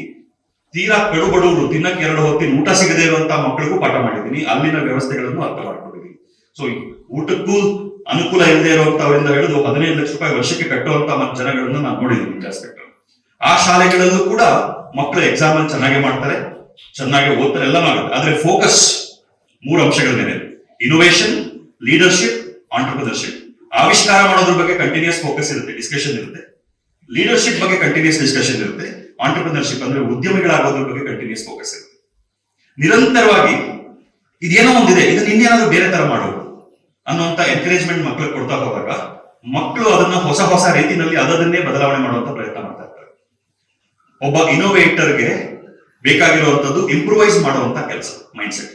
ಏನನ್ನ ನೋಡೋದು ಇಂಪ್ರೂವೈಸ್ ಮಾಡಕ್ ಅವನು ಬರಬೇಕು. ಒಬ್ಬ ಲೀಡರ್ಗೆ ಬೇಕಾಗಿರೋದು ಪ್ರಾಬ್ಲಮ್ ಸಾಲ್ವಿಂಗ್ ಎಬಿಲಿಟಿ, ಸಮಸ್ಯೆಗಳನ್ನ ಪರಿಹಾರ ಮಾಡುವಂತ ಸಾಮರ್ಥ್ಯ ಒಬ್ಬ ಲೀಡರ್ ಇರಬೇಕು. ಒಬ್ಬ ಬಿಸ್ನೆಸ್ ಡೆವಲಪ್ಮೆಂಟ್ ಅವನಿಗೆ ಬಿಸ್ನೆಸ್ ಡೆವಲಪ್ಮೆಂಟ್ ಕ್ಲಾಸ್ ಅವ್ರಿಗೆ ಬೇಕಾಗಿರೋದು ಏನನ್ನ ಬೇಕಾದ್ರೂ ಜನಗಳಿಗೆ ಅರ್ಥ ಆಗೋ ರೀತಿಯಲ್ಲಿ ಹೇಳುವಂತ ಸಾಮರ್ಥ್ಯ. ಮ್ಯಾನೇಜರ್ ಬೇಕಾಗಿರೋದು 4-6 ಜನಗಳನ್ನ ಒಟ್ಟಿಗೆ ಸೇರಿಸ್ಕೊಂಡು ಒಂದು ಕೆಲಸ ಮಾಡಿಸುವಂತ ಸಾಮರ್ಥ್ಯ. ಸೂಪರ್ವೈಸರ್ ಬೇಕಾಗಿರೋದು ಏನ್ ಬೇಕಾದ್ರೂ ಆಗ್ಬೇಕಾಗಿರೋ ಕೆಲಸ ಆಗೋ ತರ ನೋಡ್ಕೊಳ್ಳೋ ಸಾಮರ್ಥ್ಯ. ಒಬ್ಬ ಲೇಬರ್ ಬೇಕಾಗಿರೋದು ಜಾಸ್ತಿ ಯೋಚನೆ ಮಾಡಿದ್ರೆ ಹೇಳೋದಷ್ಟನ್ನ ಸರಿಯಾಗಿ ಮಾಡೋ ಸಾಮರ್ಥ್ಯ. ಸೊ ಯಾವ ಪಾಠ ಓದಿದ್ವಿ, ಏನ್ ನೆನ್ಪಿಟ್ಕೊಂಡಿದೀವಿ ಅದಲ್ಲ, ವ್ಯವಸ್ಥೆನಲ್ಲಿ ಏನಾದ್ವಿ ಅನ್ನೋದು ಮುಖ್ಯ. ಸಾಮಾನ್ಯ ಜನಗಳ ಶಾಲೆಯಲ್ಲಿ ಅದನ್ನ ಮಾಡಕ್ ಆಗೋದಿಲ್ವಾ? ಹಾಗಾದ್ರೆ ಎಲ್ಲರೂ ಕೆಟ್ಟವ್ರ? ಪಾಲಿಟಿಷಿಯನ್ಸ್ ಎಲ್ಲ ಕೆಟ್ಟವರು, ಜನಗಳನ್ನೆಲ್ಲ ನಾಶ ಮಾಡ್ಬೇಕು ಅಂತಾನೆ ಮಾಡ್ತಿದಾರ? ಬಿಸ್ನೆಸ್ ಮ್ಯಾನ್ಗಳೆಲ್ಲ ಬರೀ ಜನಗಳನ್ನ ತುಳಿದು ಅವ್ರು ಉದ್ಧಾರ ಆಗ್ಬೇಕು ಅಂತ ಮಾಡ್ಕೊಂತಿದಾರ? ಇಲ್ಲ, ಹಂಗೇನಿಲ್ಲ. ಮಾಡಬೇಕು ಅಂತ ಅನ್ಕೊಂಡ್ರು ಕೂಡ ಮಧ್ಯಮ ವರ್ಗ, ಕೆಳ ಮಧ್ಯಮ ವರ್ಗದ ಮಕ್ಕಳು ಹೋಗುವಂತ ಶಾಲೆಗಳಲ್ಲಿ ಲೀಡರ್ಶಿಪ್, ಆಂಟರ್ಪ್ರಿನರ್ಶಿಪ್, ಇನೋವೇಷನ್ ಫೋಕಸ್ ಮಾಡಕ್ ಆಗಲ್ಲ. ಯಾಕಂದ್ರೆ ಆ ರೀತಿಯಾದ ಮಾನಸಿಕತೆ, ಆ ರೀತಿಯಾದ ಮನಸ್ಥಿತಿ ಡೆವಲಪ್ ಆಗ್ಬೇಕು ಅಂತಂದ್ರೆ 30-40% ಕೆಲಸ ಶಾಲೆನಲ್ಲಾಗತ್ತೆ, 60-70% ಕೆಲಸ ಮನೆಯಲ್ಲಾಗತ್ತೆ. ಅಭ್ಯಾಸಗಳು, ಆಟಿಟ್ಯೂಡ್ಸ್, ನಮ್ಮ ಅಭಿಪ್ರಾಯಗಳು ಮತ್ತೆ ನಮ್ಮ ಮಾನಸಿಕತೆ, ಇದು 3 ಮಕ್ಕಳು ಹೆಂಗ್ ಡೆವಲಪ್ ಆಗ್ತಾ ಹೋಗ್ತಾರೆ ಅನ್ನೋದನ್ನ ಡಿಸೈಡ್ ಮಾಡುತ್ತೆ. ನಾವು ಬೆಳಗಾಗಿತ್ತು ಮಕ್ಕಳಿಗೆ ಹಾಸಿಗೆ ಇದ್ದಷ್ಟು ಕಾಲ್ ಚಾಚು, ದುಡ್ಡೇನ್ ಮರದಲ್ಲಿ ಬೆಳೆಯುತ್ತ ಈ ತರ ಅನ್ಕೊಂತ ಇದ್ರೆ ಮಕ್ಕಳಿಗೆ ಜಾಸ್ತಿ ಕನಸುಗಳನ್ನ ಕಾಣಬಾರ್ದು ಅನ್ನೋದನ್ನ ಟ್ರೈನಿಂಗ್ ಮಾಡ್ತಾ ಇರ್ತೀವಿ. ನಿನ್ನ ಯೋಗ್ಯತೆ ಎಷ್ಟಿದೆ ಅಷ್ಟೇ ಕನಸು ಕಾಣು ಅಂತ ಹೇಳ್ತೀವಿ. ಕನಸು ಕಾಣೋದಕ್ಕೆ ಏನ್ ದುಡ್ಡು ಕೊಡೋದು ಬೇಕಿಲ್ಲ. ಆದ್ರೆ ನಾವು ಆ ತರ ಮಾತಾಡುವಾಗ ಮಕ್ಕಳಿಗೆ ಕನಸು ಕಾಣಬೇಡ ನೀನು ಅಂತ ಇಂಡೈರೆಕ್ಟ್ ಆಗಿ ಟ್ರೈನಿಂಗ್ ಮಾಡ್ತಾ ಇದೀವಿ. ದುಡ್ಡೇನು ಮರದಲ್ಲಿ ಬೆಳೆಯುತ್ತಾ ನಿನಗೆ ಬೇಕಾದಾಗೆಲ್ಲ ಸಿಗಕ್ಕೆ ಅಂತ ಹೇಳುವಾಗ ಹಣ ಸಂಪಾದನೆ ಮಾಡಿದ್ರೆ ಸಿಗುತ್ತೆ ಅನ್ನೋದನ್ನ ನಾವು ಹೇಳ್ತಾ ಇಲ್ಲ, ಹಣ ನಮ್ಗೆ ಎಲ್ಲಾದ್ರೂ ಸಿಗಬೇಕು ಅನ್ನೋದನ್ನ ಹೇಳ್ತಾ ಇದೀವಿ. ಅವಾಗ ಏನಾಗುತ್ತೆ, ನನಗೆ ಕಷ್ಟ ಇದ್ರೆ ಬೇರೆ ಯಾರೋ ಸಹಾಯ ಮಾಡಬೇಕು ಅನ್ನುವಂತ ಮೈಂಡ್ ಸೆಟ್ ಅನ್ನ ಡೆವಲಪ್ ಮಾಡ್ತಿದೀವಿ ಮಕ್ಕಳಲ್ಲಿ. ಸೊ ಎಲ್ಲಿವರೆಗೂ ಅಪ್ಪ ಅಮ್ಮ ಮತ್ತೆ ಮನೆಯ ವಾತಾವರಣ ಲೀಡರ್ಶಿಪ್, ಆಂಟರ್ಪ್ರಿನರ್ಶಿಪ್ ಮತ್ತೆ ಇನೋವೇಷನ್, ನಾಯಕತ್ವ, ಉದ್ಯಮಿಕತೆ ಮತ್ತೆ ಇನೋವೇಷನ್, ಆವಿಷ್ಕಾರ, ಈ 3 ಅಂಶಗಳಲ್ಲಿ ಮನೆಯ ವಾತಾವರಣ ಪೂರಕವಾಗಿ ಆಗಿಲ್ಲ ಅಂತಂದ್ರೆ ಶಾಲೆನಲ್ಲಿ ಏನೇ ಮಾಡೋದು ಪ್ರಯೋಜನ ಆಗೋದು. ಕೆಲವು ಎಕ್ಸಾಂಪಲ್ಸ್ ಕೊಡ್ತೀನಿ ನಮಗೆ. ನಮ್ಮ ಶಾಲೆನಲ್ಲೇ ಪ್ರತಿದಿನ ಮಕ್ಕಳು ಎಷ್ಟು ಗಂಟೆ ಓದಬೇಕು ಅನ್ನೋದನ್ನ ಹೇಳಿದೀವಿ. ಅಷ್ಟು ಗಂಟೆ ಟ್ಯೂಷನ್ ಕಳಿಸ್ಬೇಡಿ, ಕೂಡಿಸಿ ನಿಮ್ಮ ಕಣ್ಣು ಮುಂದೆ ಅವ್ರು ಓದ್ಬೇಕು, ಓದಿದ್ದನ್ನ ಪ್ರಾಮಾಣಿಕವಾಗಿ ಅಪ್ಡೇಟ್ ಮಾಡಿ ಅಂತ ಹೇಳಿ. ಇಷ್ಟು ಕೆಲಸಕ್ಕೆ ಯಾರು ಕೆಲಸ ಬಿಟ್ಟು ಕೂರೋದು ಬೇಕಿಲ್ಲ. ಆದ್ರೆ ಇವತ್ತಿನವರೆಗೂ ಅಪ್ಡೇಟ್ ಮಾಡಿ ಅಂತ ಹೇಳೋದಕ್ಕೇನೆ ನಮ್ಮ ಟೀಚರ್ಸ್ ಸರ್ಕಸ್ ಮಾಡ್ಬೇಕು. ನಾವು ಎಲ್ಲಾದ್ರೂ ಹೋಗ್ಬೇಕು, ಸಪೋಸ್ ನಾವೆಲ್ಲ ದೇವಸ್ಥಾನಕ್ಕೆ ಹೋಗ್ಬೇಕಿದೆ, 1 ತಿಂಗಳು ಮುಂಚೆನೆ ಪ್ಲಾನ್ ಮಾಡಿದೀವಿ. ಯಾರೋ ಮದುವೆಗೆ ಹೋಗ್ಬೇಕಿದೆ, 1 ತಿಂಗಳು ಮುಂಚೆನೆ ಪ್ಲಾನ್ ಮಾಡಿದೀವಿ. ಹೋಗೋದಕ್ಕೂ ಮುಂಚೆ ಟೀಚರ್ ಗಮನಕ್ಕೆ ಅದನ್ನ ತಂದು ಟೀಚರ್ ಇಂದ ಪರ್ಮಿಷನ್ ತಗೊಂಡು ಹೋಗ್ಬೇಕು. ಬೇಸಿಕ್. ಹೋಗಿ ಬಂದಾದ್ಮೇಲೂ ಕೂಡ ಯಾಕೆ ಹೋಗಿದ್ವಿ ಅನ್ನೋ ಲೀವ್ ಲೆಟರ್ ತಂದ್ಕೊಡಿ ಅಂತ ಅನ್ನೋದಕ್ಕೂ ಪೇರೆಂಟ್ಸ್ ಹಿಂದೆ ಬಿದ್ದು ಫೋರ್ಸ್ ಮಾಡಬೇಕು. ಸಣ್ಣ ಸಣ್ಣ ವಿಚಾರಗಳು. ಅಂದ್ರೆ ಪ್ರತಿಯೊಂದು ಮಕ್ಕಳನ್ನ ಒಂದು ದಾರಿನಲ್ಲಿ ಮೌಲ್ಡ್ ಮಾಡ್ತಾ ಇದೆ. ನಾವು ಸಣ್ಣ ಸಣ್ಣ ಡಿಸಿಪ್ಲಿನ್, ಇದಕ್ಕೆಲ್ಲ ದುಡ್ಡು ಖರ್ಚಾಗೋದಿಲ್ಲ. ನಾವು ಮಕ್ಕಳನ್ನ ರಜೆ ಕರ್ಕೊಂಡು ಹೋಗ್ಬೇಕು ಅಂತ ಅನ್ನುವಾಗ ಮೊದಲೇ ಟೀಚರ್ಗೆ ಹೇಳಿ ಪರ್ಮಿಷನ್ ತಗೊಂಡು ಕರ್ಕೊಂಡು ಹೋಗ್ತೀವಿ. ಅದಕ್ಕೇನು ಹಣ ಕೊಡೋದ್ಬೇಕಿಲ್ಲಲ್ಲ, ಅದೊಂದು ಅಭ್ಯಾಸ. ಆ ಅಭ್ಯಾಸ ಮಾಡುವಾಗ ನಾವು ಮಕ್ಕಳ ಮನಸ್ಸಿನಲ್ಲಿ ಏನ್ ಹೇಳ್ತಾ ಇದೀವಿ, ಮಕ್ಕಳಿಗೆ ನಿನ್ನ ಕರ್ತವ್ಯಗಳ ಬಗ್ಗೆ ನಿನಗೆ ಕಮಿಟ್ಮೆಂಟ್ ಇರಬೇಕು. ಅದನ್ನ ಏನಾದ್ರೂ ಡಿವಿಯೇಷನ್ ಮಾಡಬೇಕು ಅಂದ್ರೆ ಒಂದು ಸರಿಯಾದ ಪದ್ಧತಿ ಪ್ರಕಾರ ಹೋಗಬೇಕು. ಅದರ ಅಭ್ಯಾಸ ಆಗ್ತಿರುತ್ತೆ. ನಾವು ಪರ್ಮಿಷನ್ ತಗೊಳ್ಳೋದಿಲ್ಲ, ಇಷ್ಟ ಬಂದಾಗ ಹೋಗ್ತೀವಿ, ಇಷ್ಟ ಬಂದಾಗ ಬರ್ತೀವಿ ಅಂತ ಅಂದ್ರೆ ನಿನಗೆ ಅನುಕೂಲ ಏನಿದೆ ಅದನ್ನ ಮಾಡ್ತಾ ಹೋಗು. ಯಾವುದಕ್ಕೂ ಬದ್ಧತೆ ಬೇಕಾಗಿಲ್ಲ ಅನ್ನೋದು ಟ್ರೈನಿಂಗ್ ಆಗ್ತಾ ಇರುತ್ತೆ. ನೀವು ಬಾಯ್ ಬಿಟ್ಟು ಹೇಳೋದ್ಬೇಕಿಲ್ಲ. ನೀವು ಬಾಯ್ ಬಿಟ್ಟು ಏನ್ ಹೇಳ್ತಿರೋ ಅದಕ್ಕಿಂತ 1000 ಪಟ್ಟು ಏನು ವಾತಾವರಣ ಕ್ರಿಯೇಟ್ ಆಗಿರುತ್ತಲ್ಲ, ಆ ವಾತಾವರಣದ ಪರಿಣಾಮ ಪ್ರಭಾವ ಮಕ್ಕಳ ಮನಸ್ಸಿನ ಮೇಲೆ ಆಗ್ತಾನೆ ಇರುತ್ತೆ. ನಮಗೆ ಬೇಕೋ ಬೇಡ, ವಾತಾವರಣದ ಪರಿಣಾಮ ಆಗೇ ಆಗುತ್ತೆ. ನನಗೆ ಎಷ್ಟೋ ಜನ ಬಂದು ಹೇಳ್ತಾರೆ, ನೀವು ಮಕ್ಕಳಿಗೆ ಹೊಡೆದು ಹೆದರಿಸ್ಬೇಕು, ಭಯ ಪಡಿಸಿ ಕೆಲಸ ಮಾಡಿಸ್ಬೇಕು. ನಾನು ಮಾಡೋದಿಲ್ಲ. 1000 ಸರಿ ಹೇಳ್ತೀವಿ, ಬೇಕಾದ್ರೆ ಮಾಡಬಾರ್ದು ಮಗು, ಸರಿ ತಪ್ಪು ಸರಿ ತಪ್ಪು ಸರಿ ತಪ್ಪು ಹೇಳ್ತೀವಿ. ಆದ್ರೆ ಇಲ್ಲ ನೀವು ಅದನ್ನ ಮಾಡ್ತಾ ಇಲ್ಲ, ನಾವು ಮಕ್ಕಳನ್ನ ಕರ್ಕೊಂಡು ಹೋಗ್ತೀವಿ, ನಿಮ್ ಇಷ್ಟ, ನಿಮ್ ಮಕ್ಕಳು, ನಾನೇನ್ ಮಾಡಕ್ಕಾಗೋದಿಲ್ಲ. ಆದ್ರೆ ನನ್ನ ಕೈಯಲ್ಲಿರುವಾಗ ಮಕ್ಕಳು ಅವರನ್ನ ಗುಲಾಮರಾಗೋದಕ್ಕೆ ಬೇಕಾಗಿರುವಂತ ಯಾವುದೇ ಕೆಲಸಗಳನ್ನು ನಾನು ಮಾಡೋದಿಲ್ಲ, ಗುಲಾಮರನ್ನ ಮಾಡೋದಕ್ಕೆ ಬಿಡೋದಿಲ್ಲ. ಕರ್ಕೊಂಡು ಹೋಗ್ತೀವಿ, ನಾವು ಮಾಡ್ತೀವಿ ಅಂತಂದ್ರೆ ಅವ್ರ ಇಷ್ಟ, ಅದು ಅಪ್ಪ ಅಮ್ಮನ ಅಧಿಕಾರ, ಏನ್ ಮಾಡಕ್ಕಾಗೋದಿಲ್ಲ. ಸೊ ಏನೆಲ್ಲ ಆಗ್ಬೇಕಿದೆ, ಮನೆಯ ವಾತಾವರಣ ಬದಲಾಗಬೇಕು, ನಮ್ಮ ಮನಸ್ಸಿನ ವಾತಾವರಣ ಬದಲಾಗಬೇಕು, ನಾವು ಮನೆಯಲ್ಲಿ ಮಾಡುವಂತ ಮಾತುಕತೆ ಬದಲಾಗಬೇಕು. ಏನು ವಿಚಾರಗಳ ಬಗ್ಗೆ ಮಾತಾಡ್ತೀವಿ, ಜಸ್ಟ್ ನಿಮ್ಮ ಮನೆಯಲ್ಲಿ ಕುಟುಂಬ ಆಗಿ ಒಂದು ಡಿಸ್ಕಷನ್ ಮಾಡುವಂತ ವಿಚಾರಗಳು ಯಾವುದು ಅನ್ನೋದನ್ನ ಯೋಚನೆ ಮಾಡಿ. ಪ್ರಾಬ್ಲಮ್ಸ್ ಬಗ್ಗೆ ಡಿಸ್ಕಷನ್ ನಡೆಯುತ್ತಾ, ಅವಕಾಶಗಳ ಬಗ್ಗೆ ಡಿಸ್ಕಷನ್ ನಡೆಯುತ್ತಾ ಯೋಚನೆ ಮಾಡಿ. ಪ್ರಾಬ್ಲಮ್ಸ್ ಬಗ್ಗೆ ನಮ್ಗೆ ಈ ಪ್ರಾಬ್ಲಮ್ ಇದೆ, ಆ ಪ್ರಾಬ್ಲಮ್ ಇದೆ, ಅದಿದೆ ಅದು ಸರಿಗಿಲ್ಲ, ಇದು ಸರಿಗಿಲ್ಲ, ಸಾಲ ಬೇಕು, ಎಲ್ಲ ಇದೆ, ಪ್ರಾಬ್ಲಮ್ ಇದೆ. ಆದ್ರೆ ಚರ್ಚೆ ಅವಕಾಶಗಳ ಬಗ್ಗೆ ಆಗ್ಬೇಕು, ಸಾಧ್ಯತೆಗಳ ಬಗ್ಗೆ ಚರ್ಚೆ ಆಗ್ಬೇಕು. ಇದನ್ನು ಮಾಡ್ಬೋದು, ಈ ಪ್ರಯತ್ನ ಮಾಡೋಣ, ಅದು ಮಾಡೋಣ, ಇನ್ಯಾರೋ ಒಬ್ರು ಮಾಡಿದರೆ ಅದನ್ನ ನಾವು ಹೆಂಗ್ ಮಾಡೋದು ಕಲ್ತ್ಕೊಳ್ಳೋಣ. ಇನ್ನೊಂದು ಎಕ್ಸಾಂಪಲ್, ಮಾನಸಿಕತೆ, ಮೈಂಡ್ ಸೆಟ್ ಹೆಂಗಿರುತ್ತೆ ಅಂತ. ಮನಸ್ಸು ಅಷ್ಟೇ, ನಾವು ಯಾವ್ದನ್ನ ನಂಬುತ್ತೀವೋ, ಯಾವ್ದನ್ನ ಆಳವಾಗಿ ವಿಶ್ವಾಸ ಇಟ್ಕೊಳ್ತೀವೋ ಅದನ್ನ ಸಾಧ್ಯತೆಯಾಗಿ ಕನ್ವರ್ಟ್ ಮಾಡುತ್ತೆ ಮನಸ್ಸು. ನಾವು ಯಾರೋ ಒಬ್ರು ಏಳಿಗೆ ಆಗಿದ್ದಾರೆ, ಶ್ರೀಮಂತರಾಗಿದ್ದಾರೆ ಅಂತಂದ್ರೆ ಅವರನ್ನ ನೋಡಿ ಏನೋ ಕೆಲಸ ಮಾಡಿರ್ತಾನೆ, ನಾನು ಹಂಗೆಲ್ಲ ಮಾಡೋದಿಲ್ಲ.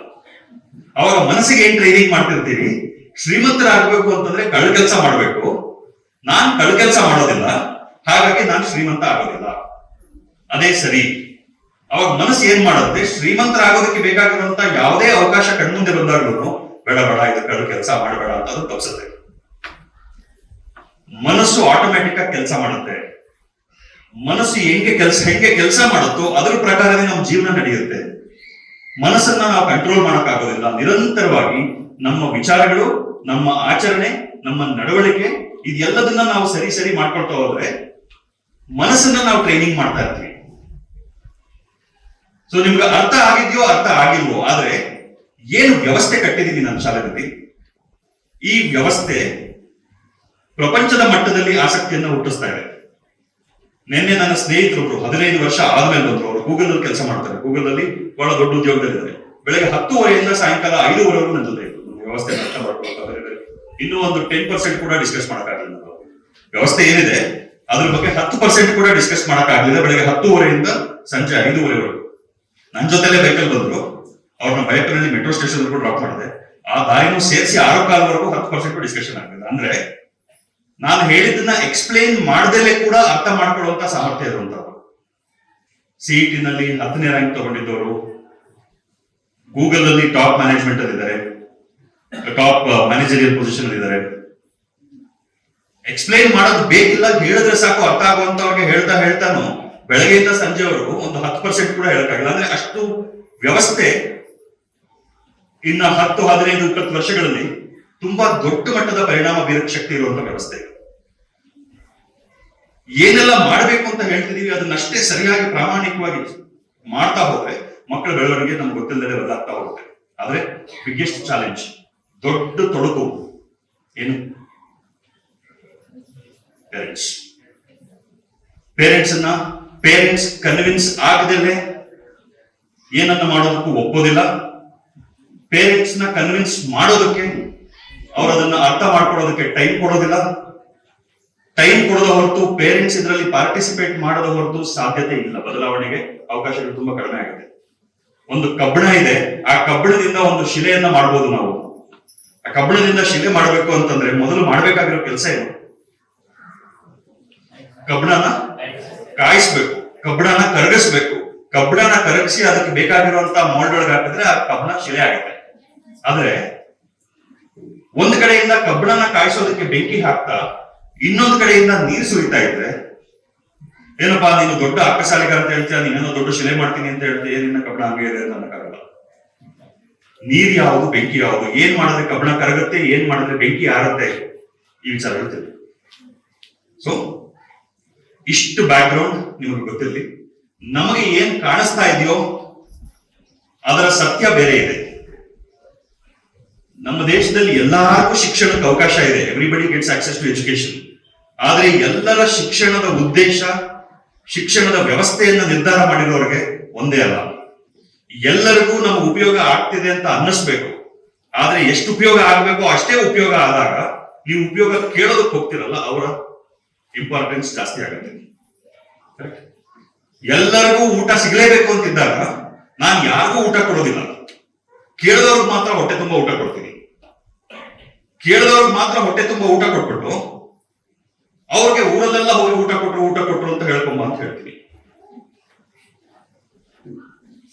ಅವಾಗ ನನ್ನ ಪ್ರಚಾರ ಆಗತ್ತೆ, ಬಹಳ ಒಳ್ಳೆಯವರಪ್ಪ ಅವರು, ಊಟ ಕೊಟ್ರು ಕೇಳಿದ ತಕ್ಷಣ ಹೊಟ್ಟೆ ತುಂಬಾ ಊಟ ಕೊಟ್ರು, ಮೃಷ್ಟಾನ್ನ ಭೋಜನ, ಹೋಟ್ಲಲ್ಲಿ ಹೋದ್ರು ಅಷ್ಟು ಚೆನ್ನಾಗಿ ಸಿಗೋದಿಲ್ಲ, ಫ್ರೀಯಾಗಿ ಸಿಕ್ಕೊಡುದು.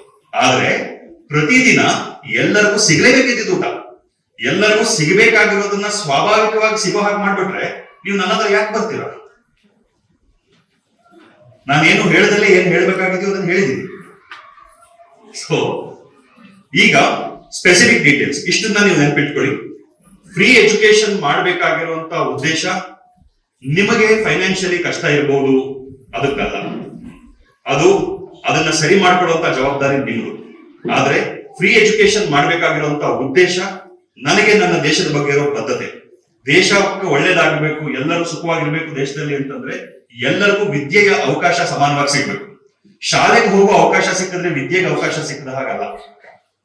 ಎಲ್ಲರಿಗೂ ಲೀಡರ್ಶಿಪ್, ಆಂಟರ್ಪ್ರಿನರ್ಶಿಪ್, ಇನೋವೇಷನ್ ಈ ಮೂರು ಅಂಶಗಳಲ್ಲಿ ಬೆಳವಣಿಗೆ ಹೊಂದುವಂತ ಅವಕಾಶ ಸಿಗಬೇಕು. ಅವಕಾಶ ಕೊಟ್ರು ಅದನ್ನ ಬಳಸ್ಕೊಳ್ಳುವಂತ ಸಾಧ್ಯತೆ ಕುಟುಂಬಗಳಲ್ಲಿ ಆಗಬೇಕು. ಸೊ ಈಗ ನನಗೆ 3 ಕೆಲಸಗಳನ್ನು ಮಾಡಬೇಕಿದೆ. ಒಂದು, ಮಕ್ಕಳಿಗೆ ಪ್ರಪಂಚದ ಮಟ್ಟಕ್ಕೆ ನಾಯಕರಾಗಿ, ಉದ್ಯಮಿಗಳಾಗಿ ಬೆಳೆಯುವಂತ ಫೌಂಡೇಶನ್ ಅನ್ನು ಹಾಕೊಳ್ಬೇಕು. ಅವ್ರು 10th ಮುಗಿಯೋದ್ರೊಳಗಡೆ ನಾವು ಹಾಕ್ಬೇಕಾಗಿರೋದು ಫೌಂಡೇಶನ್. ಆ ಫೌಂಡೇಶನ್ ಶಕ್ತಿ ಮೇಲೆ ಅವ್ರು ಬೆಳೆಸ್ಕೊಳ್ತಾ ಹೋಗ್ತಾರೆ ಅವ್ರ ಜೀವನ. ಸೊ ಮಕ್ಕಳ ಮೇಲೆ ಮಾಡ್ಬೇಕಾಗಿರುವಂತ ಮೊದಲನೇ ಕೆಲಸ.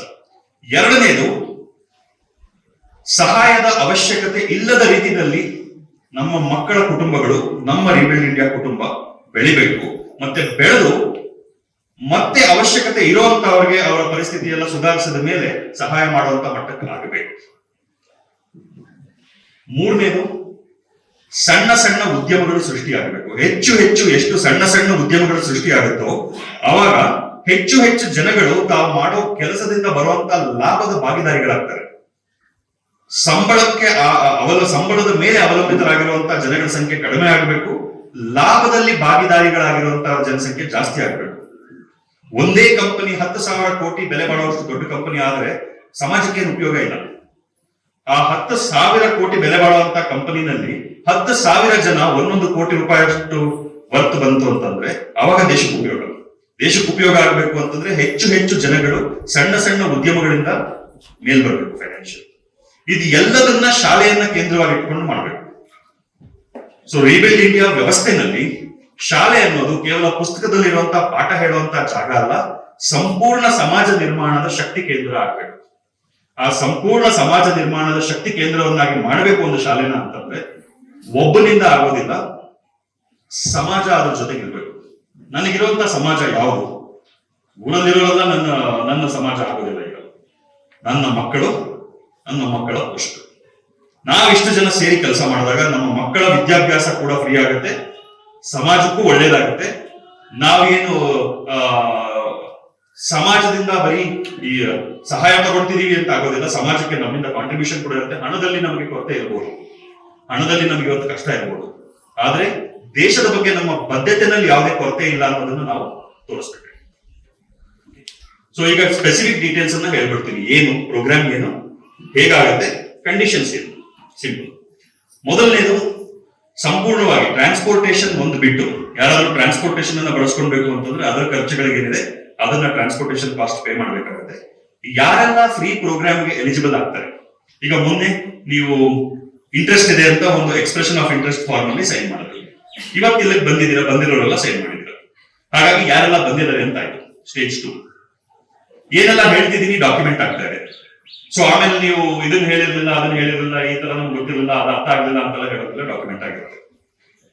ಏನೆಲ್ಲ ಕಂಡೀಷನ್ಸ್ ಗಳಿರುತ್ತೆ ಅದನ್ನ ಒಪ್ಕೊಂಡವ್ರಿಗೆ ನೆಕ್ಸ್ಟ್ ಸ್ಟೇಜ್ ನಲ್ಲಿ ಅಪ್ಲೈ ಮಾಡೋದಕ್ಕೆ ಅಪ್ಲಿಕೇಶನ್ ಫಾರ್ಮ್ ಕೊಡ್ತೀವಿ. ಆ ಅಪ್ಲಿಕೇಶನ್ ಫಾರ್ಮ್ ನಲ್ಲಿ ನಿಮ್ಮ ಕೆಲವು ಡೀಟೇಲ್ಸ್ ಅನ್ನ ಕೇಳ್ತೀವಿ. ನಿಮ್ಮ ವಿದ್ಯಾಭ್ಯಾಸದ ಸ್ಥಿತಿ ನಮ್ಗೆ ಅರ್ಥ ಆಗಬೇಕು, ನಿಮ್ಮ ಆರ್ಥಿಕ ಸ್ಥಿತಿ ನಮ್ಗೆ ಅರ್ಥ ಆಗಬೇಕು, ನಿಮ್ಮ ವಿಚಾರಗಳ ಸ್ಥಿತಿ ನಮ್ಗೆ ಅರ್ಥ ಆಗ್ಬೇಕು. ನೀವೇನ್ ಯೋಚನೆ ಮಾಡ್ತೀರಾ, ಹೇಗೆ ಯೋಚನೆ ಮಾಡ್ತಿರೋ ಅಂತ ನಿಮ್ಮ ಮನಸ್ಥಿತಿ ಅರ್ಥ ಆಗ್ಬೇಕು. ಈ ವಿಚಾರಗಳನ್ನ ಕೇಳುವಂತ ಕೆಲವು ಪ್ರಶ್ನೆಗಳಿರುತ್ತೆ. ಆ ಪ್ರಶ್ನೆಗಳನ್ನ ಉತ್ತರ ಮಾಡೋದು, ಅದಕ್ಕೆಲ್ಲ ನೀವು ಫಿಲ್ಅಪ್ ಮಾಡಿ ಅಪ್ಲಿಕೇಶನ್ ಸಬ್ಮಿಟ್ ಮಾಡ್ತಾರೆ. ಏನೆಲ್ಲ ಡಾಕ್ಯುಮೆಂಟ್ಸ್ ಕೇಳ್ತೀವಿ ಅದ್ರ ಜೊತೆ ಸಬ್ಮಿಟ್ ಮಾಡ್ತೀವಿ. ಅದಾದ್ಮೇಲೆ ಅಪ್ಲಿಕೇಶನ್ ಅಲ್ಲಿ ನೀವು ಹಾಕಿರುವಂತ ವಿಚಾರಗಳೆಲ್ಲ ಸರಿಯಾಗಿದೆಯೋ ಇಲ್ವೋ ಅನ್ನೋದನ್ನ ನಾವೊಂದು ಸ್ಕ್ರೂಟಿನಿ ಮಾಡ್ತೀವಿ. ನಿಮ್ಮ ಮನೆಗಳಿಗೆ ವಿಸಿಟ್ ಮಾಡೋದಿರ್ಬೋದು, ಅದಕ್ಕೆ ನೀವು ಪರ್ಮಿಷನ್ ಕೊಟ್ಟಿರ್ತೀರಾ ಅಪ್ಲಿಕೇಶನ್ ಅಲ್ಲಿ. ನಾವು ಇದನ್ನ ವೆರಿಫೈ ಮಾಡೋದಕ್ಕೆ ನಿಮ್ಮ ಮನೆಗಳಿಗೆ ವಿಸಿಟ್ ಮಾಡಬಹುದಾ ಅನ್ನೋ ಪ್ರಶ್ನೆ ಇರುತ್ತೆ. ನೀವು ಮಾಡಬಹುದು ಅಂತ ಹೇಳಿರ್ತೀರಾ. ಮಾಡಬಹುದು ಅಂತ ಹೇಳಿದ್ರೆ ಮಾತ್ರ ಮುಂದಕ್ಕೆ ಹೋಗಕ್ಕಾಗುತ್ತೆ. ಸೊ ನಿಮ್ಮ ಸ್ಕ್ರೂಟಿನಿ ಏನಾಗುತ್ತೆ, ಅದೆಲ್ಲದೂ ಕೂಡ ವಿಡಿಯೋ ಡಾಕ್ಯುಮೆಂಟೇಶನ್ ಆಗುತ್ತೆ. ಅಪ್ಲಿಕೇಶನ್ ಅಲ್ಲಿ ಏನ್ ಬರೆದಿರ್ತೀರಾ, ನೀವೆಲ್ಲ ಡೀಟೇಲ್ಸ್ ಕೊಟ್ಟಿರ್ತೀರಾ, ಅದನ್ನೆಲ್ಲ ನೀವು ಒಂದು ಆನ್ ಕ್ಯಾಮ್ರಾ ವಿಡಿಯೋದಲ್ಲಿ ಕೂಡ ಕನ್ಫರ್ಮ್ ಮಾಡಬೇಕು. ಎಲ್ಲ ಡಾಕ್ಯುಮೆಂಟೇಶನ್, ಇದು ಬೇರೆ ಬೇರೆ ಮಟ್ಟದ ಪ್ರಯತ್ನ ಇದು. ಸೊ ಇದೆಲ್ಲದಕ್ಕೂ ನೀವು ಕೋಆಪರೇಟ್ ಮಾಡ್ತೀವಿ. ಅದಾದ್ಮೇಲೆ ಒಂದು ಲಿಸ್ಟ್ ರೆಡಿ ಮಾಡ್ತೀವಿ ನಾವು, ಎಲಿಜಿಬಿಲಿಟಿ ಲಿಸ್ಟ್ ಅಂತ ಅನ್ಕೊಳ್ಳಿ. ಯಾರು ಹೈಯೆಸ್ಟ್ ಎಲಿಜಿಬಲ್ ಇದ್ದಾರೆ ಅಲ್ಲಿಂದ ಮುಂದಕ್ಕೆ ಹೋಗ್ತಾ ಹೋಗ್ತೀವಿ, ಎಲ್ಲರದ್ದು ಲಿಸ್ಟ್ ರೆಡಿ ಆಗುತ್ತೆ. ಆ ಲಿಸ್ಟ್ ನ ಪ್ರಕಾರ ನಾವೀಗ ಅನ್ಕೊಳ್ತಾ ಇರೋದು ಒಂದು 50 ಜನಕ್ಕೆ ಪ್ರಾವಿಷನ್ ಮಾಡಬಹುದು ಅಂತ. ಆದ್ರೆ ಅದು ನೋಡೋಣ. ನಾನು ಪ್ರತಿದಿನ, ನಿನ್ನೆ ರಾತ್ರಿ ಕೂಡ 10:30ವರೆಗೂ ನಾನು ಬೇರೆ ಬೇರೆ ಜನಗಳ ಸಂಪರ್ಕದಲ್ಲಿದ್ದೆ, ಮೀಟ್ ಮಾಡ್ತಾ ಇದ್ದೆ, ಮಾತಾಡ್ತಾ ಇದ್ದೆ. ಎಷ್ಟು ಜಾಸ್ತಿ ಜನಕ್ಕೆ ಸಾಧ್ಯ ಆಗುತ್ತೋ ಅಷ್ಟು ಜಾಸ್ತಿ ಜನಕ್ಕೆ ಮಾಡುವಂತ ಪ್ರಯತ್ನ ಮಾಡ್ತೀವಿ. ಈಗ ಕಂಡೀಷನ್ಸ್ ಏನು? ಮೊದಲನೇದು, ಫ್ರೀ ಅಂತಂದ್ರೆ ಯಾವ ರೀತಿ? ಕಂಪ್ಲೀಟ್ಲಿ ಫ್ರೀನಾ? ಯೂನಿಫಾರ್ಮ್, ಬುಕ್ಸ್ ಎಲ್ಲ.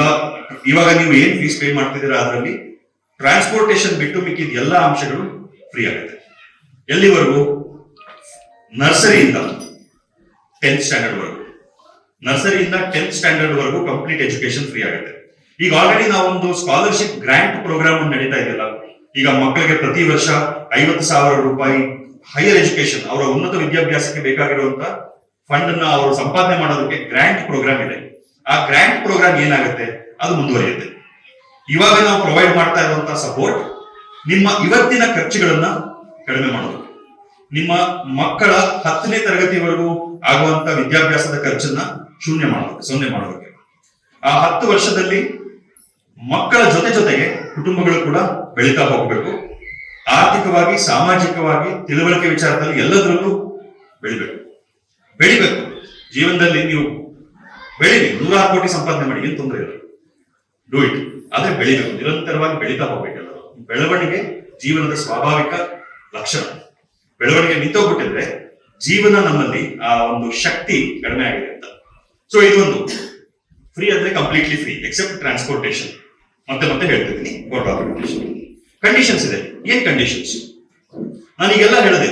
ಪೇರೆಂಟ್ಸ್ ಪಾರ್ಟಿಸಿಪೇಟ್ ಮಾಡಿಲ್ಲ ಅಂತಂದ್ರೆ ನಾವು ಮಾಡ್ತಾ ಇರುವಂತ ಯಾವ ಪ್ರಯತ್ನಗಳು ಸರಿಯಾದ ರೀತಿಯಲ್ಲಿ ಫಲ ಕೊಡೋದಿಲ್ಲ.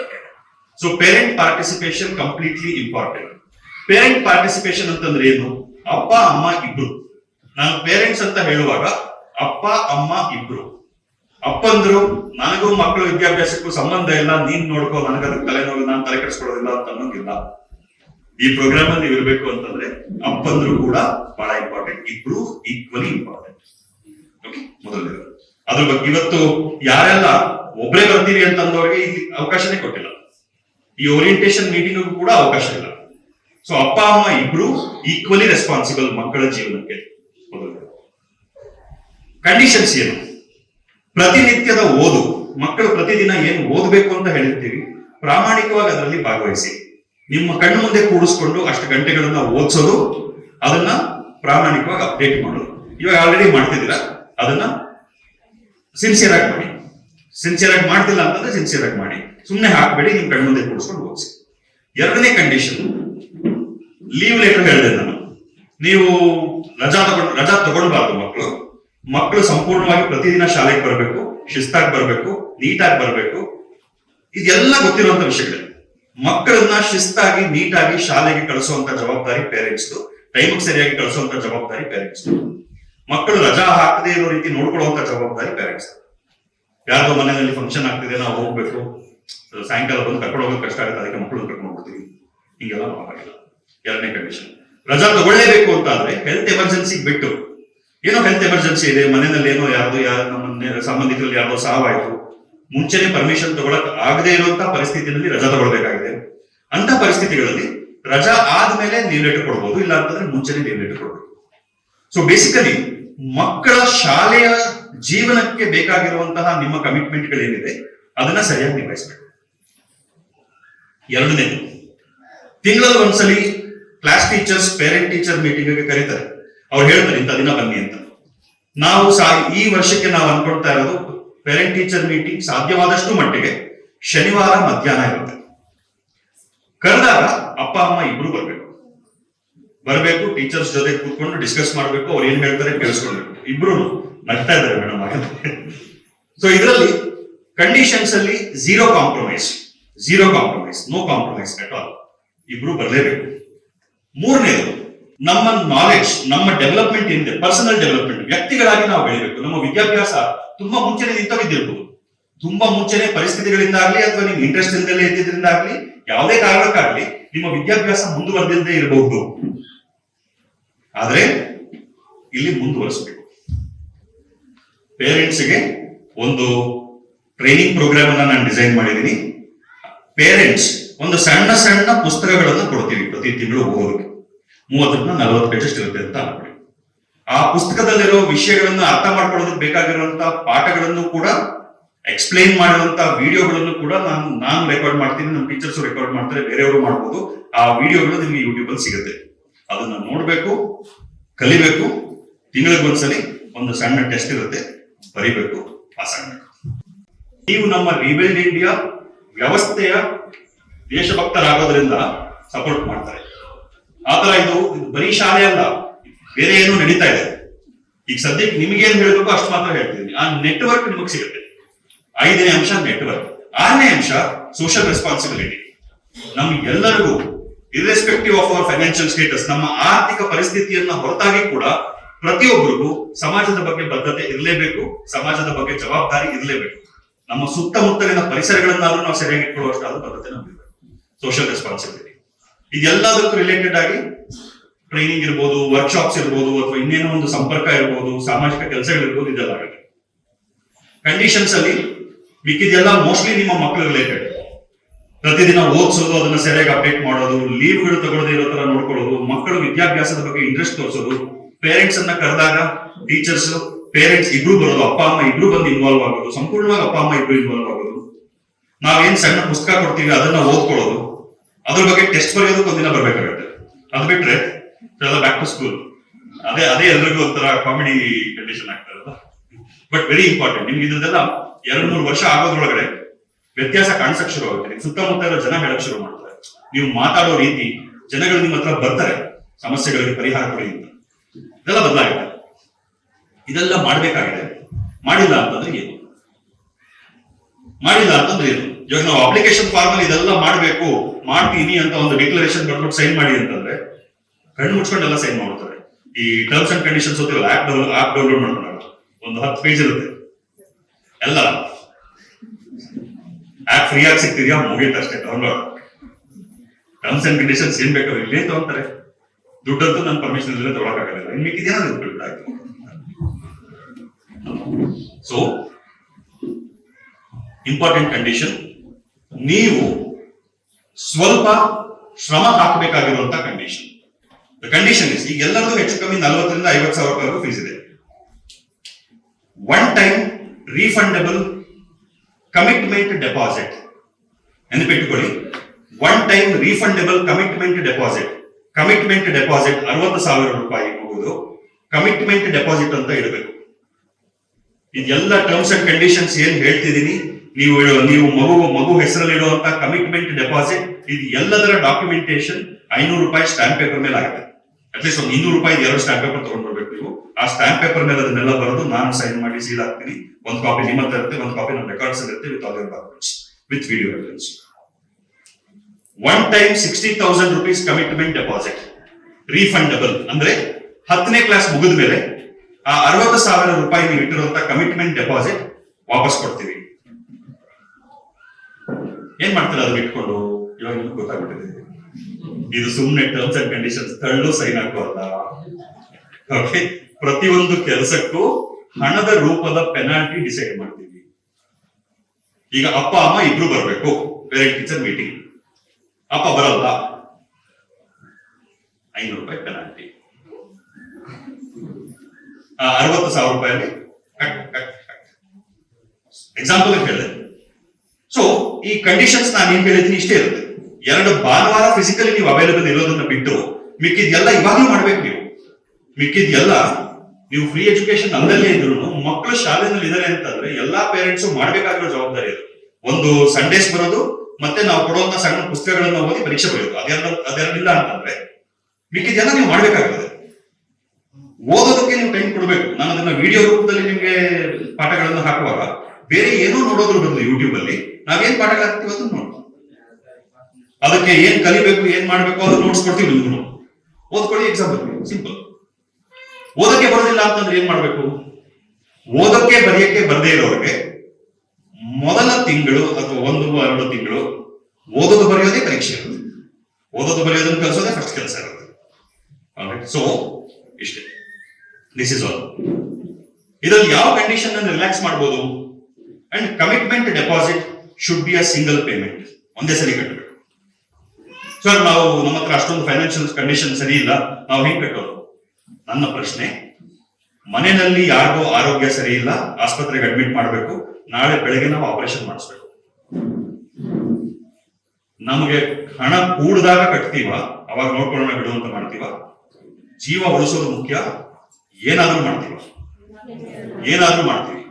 ಆ ಮಟ್ಟದ ಕಮಿಟ್ಮೆಂಟ್ ಜೀವನದ ಬಗ್ಗೆ ಇದೆ ಅನ್ನೋದಕ್ಕೆ ಮೊದಲ ಗ್ಯಾರಂಟಿ ನನಗೆ single payment of 60,000 rupees commitment deposit. 60,000 ರೂಪಾಯಿ ಕಮಿಟ್ಮೆಂಟ್ ಡೆಪಾಸಿಟ್ ಅನ್ನ ಒಂದೇ ಸರಿ ಕಟ್ಟಬೇಕು. ಇನ್ಸ್ಟಾಲ್ಮೆಂಟ್ ಆಪ್ಷನ್ ಇಲ್ಲ. ಟೈಮ್ ಕೊಡ್ತೀನಿ, ಮೇ ಬಿ 3 ವಾರ ಕೊಡ್ತೀನಿ, ಮತ್ತು ಒಂದು 15 ದಿನ ಕೊಡ್ತೀನಿ. ಎಷ್ಟೊಂದು ಆಸ್ಪತ್ರೆ ತರ ನಾಳೆ ಬೆಳಗ್ಗೆ ಆಪರೇಷನ್ ಮಾಡ್ಬೇಕು, 2 ಲಕ್ಷ ತಗೊಂಡು ಬನ್ನಿ, ಹಂಗಿರೋದಿಲ್ಲ. ಮಾಡಬೇಕು. That is the commitment. ಇಷ್ಟು ಈ ವ್ಯವಸ್ಥೆ ಒಳಗಡೆ ಬಂದ ಮೇಲೆ ನೀವು ಹೇಳ್ತಿರಲ್ಲ ಸರ್ ತುಂಬಾ ಸ್ಟ್ರಿಕ್ಟ್ ಆಗಿರ್ಬೇಕು ಅಂತ. ಸ್ಟ್ರಿಕ್ಟ್ ಆಗಿರೋದು ಮಕ್ಕಳ ಬಗ್ಗೆ ಅಲ್ಲ, ನಾವು ಸ್ಟ್ರಿಕ್ಟ್ ಆಗಿರ್ಬೇಕು. ದೊಡ್ಡವರು ನಾವು ನಮ್ಮ ಜವಾಬ್ದಾರಿಗಳ ಬಗ್ಗೆ ತುಂಬಾ ಬದ್ಧತೆಯಿಂದ ಇರಬೇಕು, ಅವಾಗಷ್ಟೇ ಮಕ್ಕಳು ಒಳ್ಳೆಯದಾಗುತ್ತೆ. ಇಷ್ಟು ನಾನು ಹೇಳಬೇಕಾಗಿದ್ದಂತ ವಿಚಾರಗಳು. ಯಾರೆಲ್ಲ ಇದರ ಅವಕಾಶವನ್ನು ಪಡ್ಕೊಳ್ಬೇಕು ಅಂತ ಅನ್ಕೊಳ್ತಾರೋ ಅವ್ರಿಗೆ ಮಾತ್ರ ಓಪನ್, ಮಿಕ್ಕದವರೆಲ್ಲ ಆಸ್ ಇಟ್ ಈಸ್ ಕಂಟಿನ್ಯೂ ಮಾಡ್ತಾ ಹೋಗ್ಬೋದು. ಮಿಕ್ಕಿದೆಲ್ಲ ಫೀ ಕಟ್ಟಿ ನಾವು ಎಜುಕೇಶನ್ ತಗೊಳ್ತೀವಿ ಅಂತ ಅನ್ನೋರು ಇವಾಗ ಸದ್ಯಕ್ಕೆ ಕಂಟಿನ್ಯೂ ಮಾಡ್ಬೋದು. ಮುಂದಿನ ವರ್ಷದಿಂದ ಅಡ್ಮಿಷನ್ ತಗೊಳ್ಳೋದೇನೆ ಫ್ರೀ ಸ್ಟೂಡೆಂಟ್ಸ್ ಅನ್ನ ಮಾತ್ರ ಅಡ್ಮಿಷನ್ ತಗೊಳ್ತಾ ಹೋಗಬೇಕು ಅನ್ನುವಂಥದ್ದು ಒಂದು ಮನಸ್ಸಿದೆ. ಸೊ ಒಂದು 3-4 ವರ್ಷದ ಒಳಗೆ ಇರುವಂತ ಎಲ್ಲಾ ಮಕ್ಕಳು ಮತ್ತೆ ಪೇರೆಂಟ್ಸ್ ನಾವು ಏನ್ ಹೇಳ್ತೀವೋ ಅದನ್ನ ಸಂಪೂರ್ಣವಾಗಿ ಫಾಲೋ ಮಾಡುವಂತವ್ರು ಮಾತ್ರ ನನಗೆ ಬೇಕು. ಯಾಕಂದ್ರೆ ಪೇರೆಂಟ್ಸ್ಗೆ ಸಣ್ಣ ಸಣ್ಣ ಕೆಲಸಗಳನ್ನ ಮಾಡಿ ಅಂತ ಫೋನ್ ಮಾಡಿಕೊಂಡು ಅವ್ರ ಹತ್ರ ಬಯಸ್ಕೊಂಡು ಟೈಮ್ ವೇಸ್ಟ್ ಮಾಡೋದಕ್ಕೆ ಟೀಚರ್ಸ್ಗೆ ಟೈಮ್ ಇಲ್ಲ. ಟೀಚರ್ಸ್ ಕೆಲಸ ಅಲ್ಲ ಅದು, ಅದನ್ನ ಮಾಡಬಾರ್ದು ಟೀಚರ್ಸ್. ಮತ್ತೆ ಮಾಡಬೇಕಾಗಿರೋ ಕೆಲಸ ಬಿಟ್ಟು, ರಾಷ್ಟ್ರ ನಿರ್ಮಾಣದ ಕೆಲಸ ಬಿಟ್ಟು 1 ನಿಮಿಷ ಕೂಡ ಬೇರೆ ಅನವಶ್ಯಕ ಕೆಲಸಗಳಲ್ಲಿ ಟೈಮ್ ವೇಸ್ಟ್ ಆಗಬಾರ್ದು. ಅವಾಗ ಮಕ್ಕಳ ಎಜುಕೇಶನ್ ಡಿಸ್ಟರ್ಬ್ ಆಗುತ್ತೆ. ಸೊ ಫೀಸ್ ಕಟ್ಟುವಂತವರಾಗ್ಲಿ ಅಥವಾ ಫ್ರೀ ಎಜುಕೇಶನ್ ಅನ್ನ ಬಳಸ್ಕೊಂತ ಇರೋರಾಗ್ಲಿ ಯಾರಾದ್ರೂ ಕೂಡ ವ್ಯವಸ್ಥೆಯನ್ನ ಸಂಪೂರ್ಣವಾಗಿ ಒಪ್ಪಿಕೊಂಡು ಆ ವ್ಯವಸ್ಥೆ ಪ್ರಕಾರ ನಡೆಯುವಂತವ್ರು ಅಷ್ಟೇ ಬೇಕು. ಇನ್ನು 3-4 ವರ್ಷದಲ್ಲಿ ಸಂಪೂರ್ಣವಾಗಿ ಈ ತರ ಆಗಬೇಕು ಅನ್ನೋದು ನಮ್ಮ ಪ್ರಯತ್ನ. ಫ್ರೀ ಆಗಿ ಎಜುಕೇಶನ್ ತಗೊಳ್ಳುವಂತ ಪೇರೆಂಟ್ಸ್ಗೆ ನನ್ನ ಕಮಿಟ್ಮೆಂಟ್ ಬರೀ ಮಕ್ಕಳ ವಿದ್ಯಾಭ್ಯಾಸಕ್ಕೆ ಮಾತ್ರ ಅಲ್ಲ, ಆ ಇಡೀ ಕುಟುಂಬದ ಏಳ್ಗೆ ನಮಗೆ ಮುಖ್ಯ. ಆ ಕುಟುಂಬದ ಏಳಿಗೆ ಮಾಡೋದಕ್ಕೋಸ್ಕರನೇ ನಾನು ಪ್ರಪಂಚದಿಂದ ಎಲ್ಲೆಲ್ಲಿಂದ ನಾನು ಹುಡುಕ್ತೀನಿ, ಆ ಕುಟುಂಬಗಳಿಗೆ ಸಪೋರ್ಟ್ ಮಾಡುವಂತ ಜನಗಳನ್ನ ನಾನು ಹುಡುಕ್ತೀನಿ. ನಾನು ಇಷ್ಟು ವರ್ಷ ಅಟ್ಲೀಸ್ಟ್ ಒಂದು 20 ವರ್ಷಕ್ಕೂ ಹೆಚ್ಚು ಸಮಾಜದಲ್ಲೇ ಕೆಲಸ ಮಾಡಿದ್ದೀನಿ. ಆ ಕಾನ್ಫಿಡೆನ್ಸ್ ನನಗೆ. ಬಟ್ ನಿಮ್ಮ ಕಡೆಯಿಂದ ಏನ್ ನಿರೀಕ್ಷೆ ಮಾಡ್ತಿದ್ದೀನೋ ಅದರಲ್ಲಿ ಝೀರೋ ಕಾಂಪ್ರಮೈಸ್, ಅದರಲ್ಲಿ ಯಾವುದು ರಿಲ್ಯಾಕ್ಸೇಷನ್ ಇಲ್ಲ. ಅದಷ್ಟು ಕಂಡೀಷನ್ಗಳನ್ನ ಒಟ್ಟಾಗಿ ಹೋಗ್ಲೇಬೇಕು. ಇಲ್ಲ ಅಂತಂದ್ರೆ ಆಪ್ಷನ್ ಈಸ್ ಆಲ್ವೇಸ್ ದೇರ್. ನಮಗೆ ಬೇಡ, ನಾವು ಫೀಸ್ ಕಟ್ಟಿ ಓದಿಸ್ಕೊಂತೀವಿ. ನಮ್ಮ ಅಭ್ಯಾಸಗಳನ್ನ ಅಥವಾ ನಮ್ಮ ಪದ್ಧತಿಗಳನ್ನ ಬದಲಾಯಿಸ್ಕೊಳ್ಳೋದಕ್ಕೆ ನಮ್ಗೆ ಸಾಧ್ಯ ಇಲ್ಲ. ನಾವು ಇರೋಂಗೆ ಇರ್ತೀವಿ ಅನ್ನೋದಾದ್ರೆ ಅದು ನಿಮ್ಮ ಅಧಿಕಾರ. ಇಷ್ಟು ವ್ಯವಸ್ಥೆ. ಮಧ್ಯದಲ್ಲಿ ಯಾರಾದ್ರೂ ಮಕ್ಕಳನ್ನ ಬೇರೆ ಸ್ಕೂಲ್ಗಳಿಗೆ ಸೇರಿಸೋದಾದ್ರೆ, ಸ್ಕೂಲಿಂದ ಬೆಳೆಸಿ ಬೇರೆ ಸ್ಕೂಲ್ಗೆ ಸೇರಿಸುವಾಗ ಏನು ಡೆಪಾಸಿಟ್ ಇರುತ್ತೋ ಆ ಡೆಪಾಸಿಟ್ ಫೀಸ್ ಆಗಿ ಕನ್ವರ್ಟ್ ಆಗುತ್ತೆ. ಈಗ 5 ವರ್ಷ ಫ್ರೀ ಎಜುಕೇಶನ್ ತಗೊಂಡಿದ್ದಾರೆ, ಡೆಪಾಸಿಟ್ ಇದೆ. 10ನೇ ಕ್ಲಾಸ್ ವರೆಗೂ ಕಂಟಿನ್ಯೂ ಮಾಡ್ತಾ ಇದ್ದಾರೆ ರಿಬಿಲ್ಡ್ ಇಂಡಿಯಾ ವ್ಯವಸ್ಥೆನಲ್ಲಿ ಅಂತ ಆದ್ರೆ, ಯಾವ ವರ್ಷ 10ನೇ ಕ್ಲಾಸ್ ಮುಗಿಸೋದಕ್ಕೆ ಮುಂಚೆ ಬಿಡುವಂತಹ ಸ್ಥಿತಿ ಬಂದಿರುತ್ತೋ ಆ ವರ್ಷದಲ್ಲಿ ಇರುವಂತಹ ಡೆಪಾಸಿಟ್ ಫೋರ್ಫೀಟ್ ಆಗುತ್ತೆ. ನನಗೆ ಮಕ್ಕಳು 10ನೇ ಕ್ಲಾಸ್ ಮುಗಿಯೋವರೆಗೂ ಬೇಕು ಅಷ್ಟೇ. ಸೊ ನಿರಂತರವಾಗಿ ಒಂದಷ್ಟು ವರ್ಷಗಳು ಅವರನ್ನ ತಯಾರಿ ಮಾಡಬೇಕು. ಈಗ ನೀವು ಗಮನಿಸಿದ್ರೆ ಶನಿವಾರದ ಹೊತ್ತು ನಾವು ಬಾಲಸಭೆ ಮಾಡ್ತೀವಿ, ಬಾಲಸಭೆ ಆಗ್ತಾ ಇದೆ. ನಾವೇನು ಹೇಳ್ಕೊಡೋದಿಲ್ಲ ಮಕ್ಕಳಿಗೆ, ಅವರವರೇ ಮಾಡ್ತಾರೆ, ಅವರೇ ಇವೆಂಟ್ಸ್ ಅನ್ನ ಪ್ಲಾನ್ ಮಾಡ್ತಾರೆ, ಅವರೇ ಭಾಷಣಗಳನ್ನ ಬರ್ಕೊಂತಾರೆ, ರೆಡಿ ಮಾಡ್ತಾರೆ. ಹೋದ ವರ್ಷ ಇಂಟರ್ನ್ಯಾಷನಲ್ ಯೋಗ ಡೇ ಸೆಲೆಬ್ರೇಷನ್ ದಿನ ನಾವು ಮಕ್ಕಳಿಗೆ ಸೂರ್ಯ ನಮಸ್ಕಾರ ಮಾಡಿಸಿದ್ವಿ. 38 ಜನ 108 ಸೂರ್ಯ ನಮಸ್ಕಾರ ಮಾಡಿದ್ರು ಹೋದ ವರ್ಷ. ಈ ವರ್ಷ ಎಷ್ಟು ಜನ ಮಾಡಿದ್ರು ಗೊತ್ತಾ? 103. ಪೇರೆಂಟ್ಸ್ ಯಾರಾದ್ರೂ ಹೇಳಿದ್ರ ಮಕ್ಕಳು? 103 ಜನ ಕಂಟಿನ್ಯೂಸ್ ಆಗಿ 108 ಸೂರ್ಯ ನಮಸ್ಕಾರ ಮಾಡಿದ್ದಾರೆ. ತಮಾಷೆ ಅಲ್ಲ. ನೀವು ಸೂರ್ಯ ನಮಸ್ಕಾರ 12 ಆಸನಗಳ ಒಂದು ಸೈಕಲ್ ಅದು. 12 ಸೂರ್ಯ ನಮಸ್ಕಾರ ಮಾಡಿದೀವಿ ಟಿವಿ ಆನ್ ಮಾಡ್ಕೊಂಡು. ಎಲ್ಲಾ ಕಡೆ ನೋವು ಶುರು ಕೊಡುತ್ತೆ.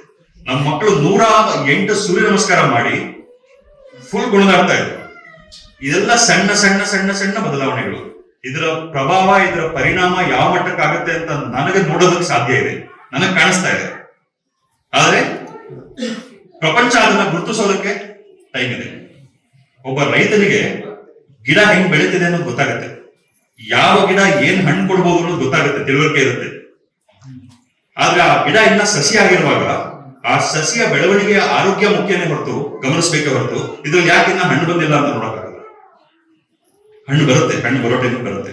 ಗಿಡ ಸರಿಯಾಗಿ ಬೆಳೀತಾ ಇದೆಯಾ, ಅದ್ರ ಬೆಳವಣಿಗೆ ಸರಿಯಾದ ದಿಕ್ಕಲ್ಲಿ ಇದೆಯಾ, ಆ ಗಿಡದ ಸಾಮರ್ಥ್ಯ ಸರಿಯಾಗಿ ಆಗ್ತಾ ಇದೆಯಾ, ಭೂಮಿ ಸರಿ ಇದೆಯಾ, ಹದವಾಗಿದೆಯಾ, ಇದ್ರ ಕೆಲಸ ರೈತ ಗಿಡದ ಮೇಲೆ ಏನ್ ಕೆಲಸ ಮಾಡಕ್ಕಾಗಲ್ಲ, ಗಿಡ ಎಳದ ಉದ್ದ ಮಾಡಕ್ಕಾಗಲ್ಲ. ರೈತನ ಕೆಲಸ ಏನಿದ್ರು ಭೂಮಿ ಮೇಲೆ, ಭೂಮಿನ ಹದ ಮಾಡ್ಬೇಕು. ಗಿಡ ಚೆನ್ನಾಗಿ ಬರ್ಬೇಕು, ಬೆಳೆ ಚೆನ್ನಾಗಿ ಬರ್ಬೇಕು ಅಂದ್ರೆ ಕೆಲಸ ಗಿಡದ ಮೇಲಲ್ಲ, ಕೆಲಸ ಭೂಮಿ ಮೇಲೆ. ಹಂಗೆ ಮಕ್ಕಳ ಬೆಳವಣಿಗೆ ವಿದ್ಯಾಭ್ಯಾಸ ಸರಿಯಾಗಿ ಆಗ್ಬೇಕು ಅಂತಂದ್ರೆ ಕೆಲಸ ಮಕ್ಕಳ ಮೇಲಲ್ಲ, ವ್ಯವಸ್ಥೆ ಮೇಲೆ, ಆ ವಾತಾವರಣದ ಮೇಲೆ ಕೆಲಸ ಆಗ್ಬೇಕು. ಬೆಳೆಯೋ ಸಾಮರ್ಥ್ಯ ಮಕ್ಕಳಲ್ಲೇ ಇದೆ, ಅವರೇ ಬೆಳೀತಾರೆ.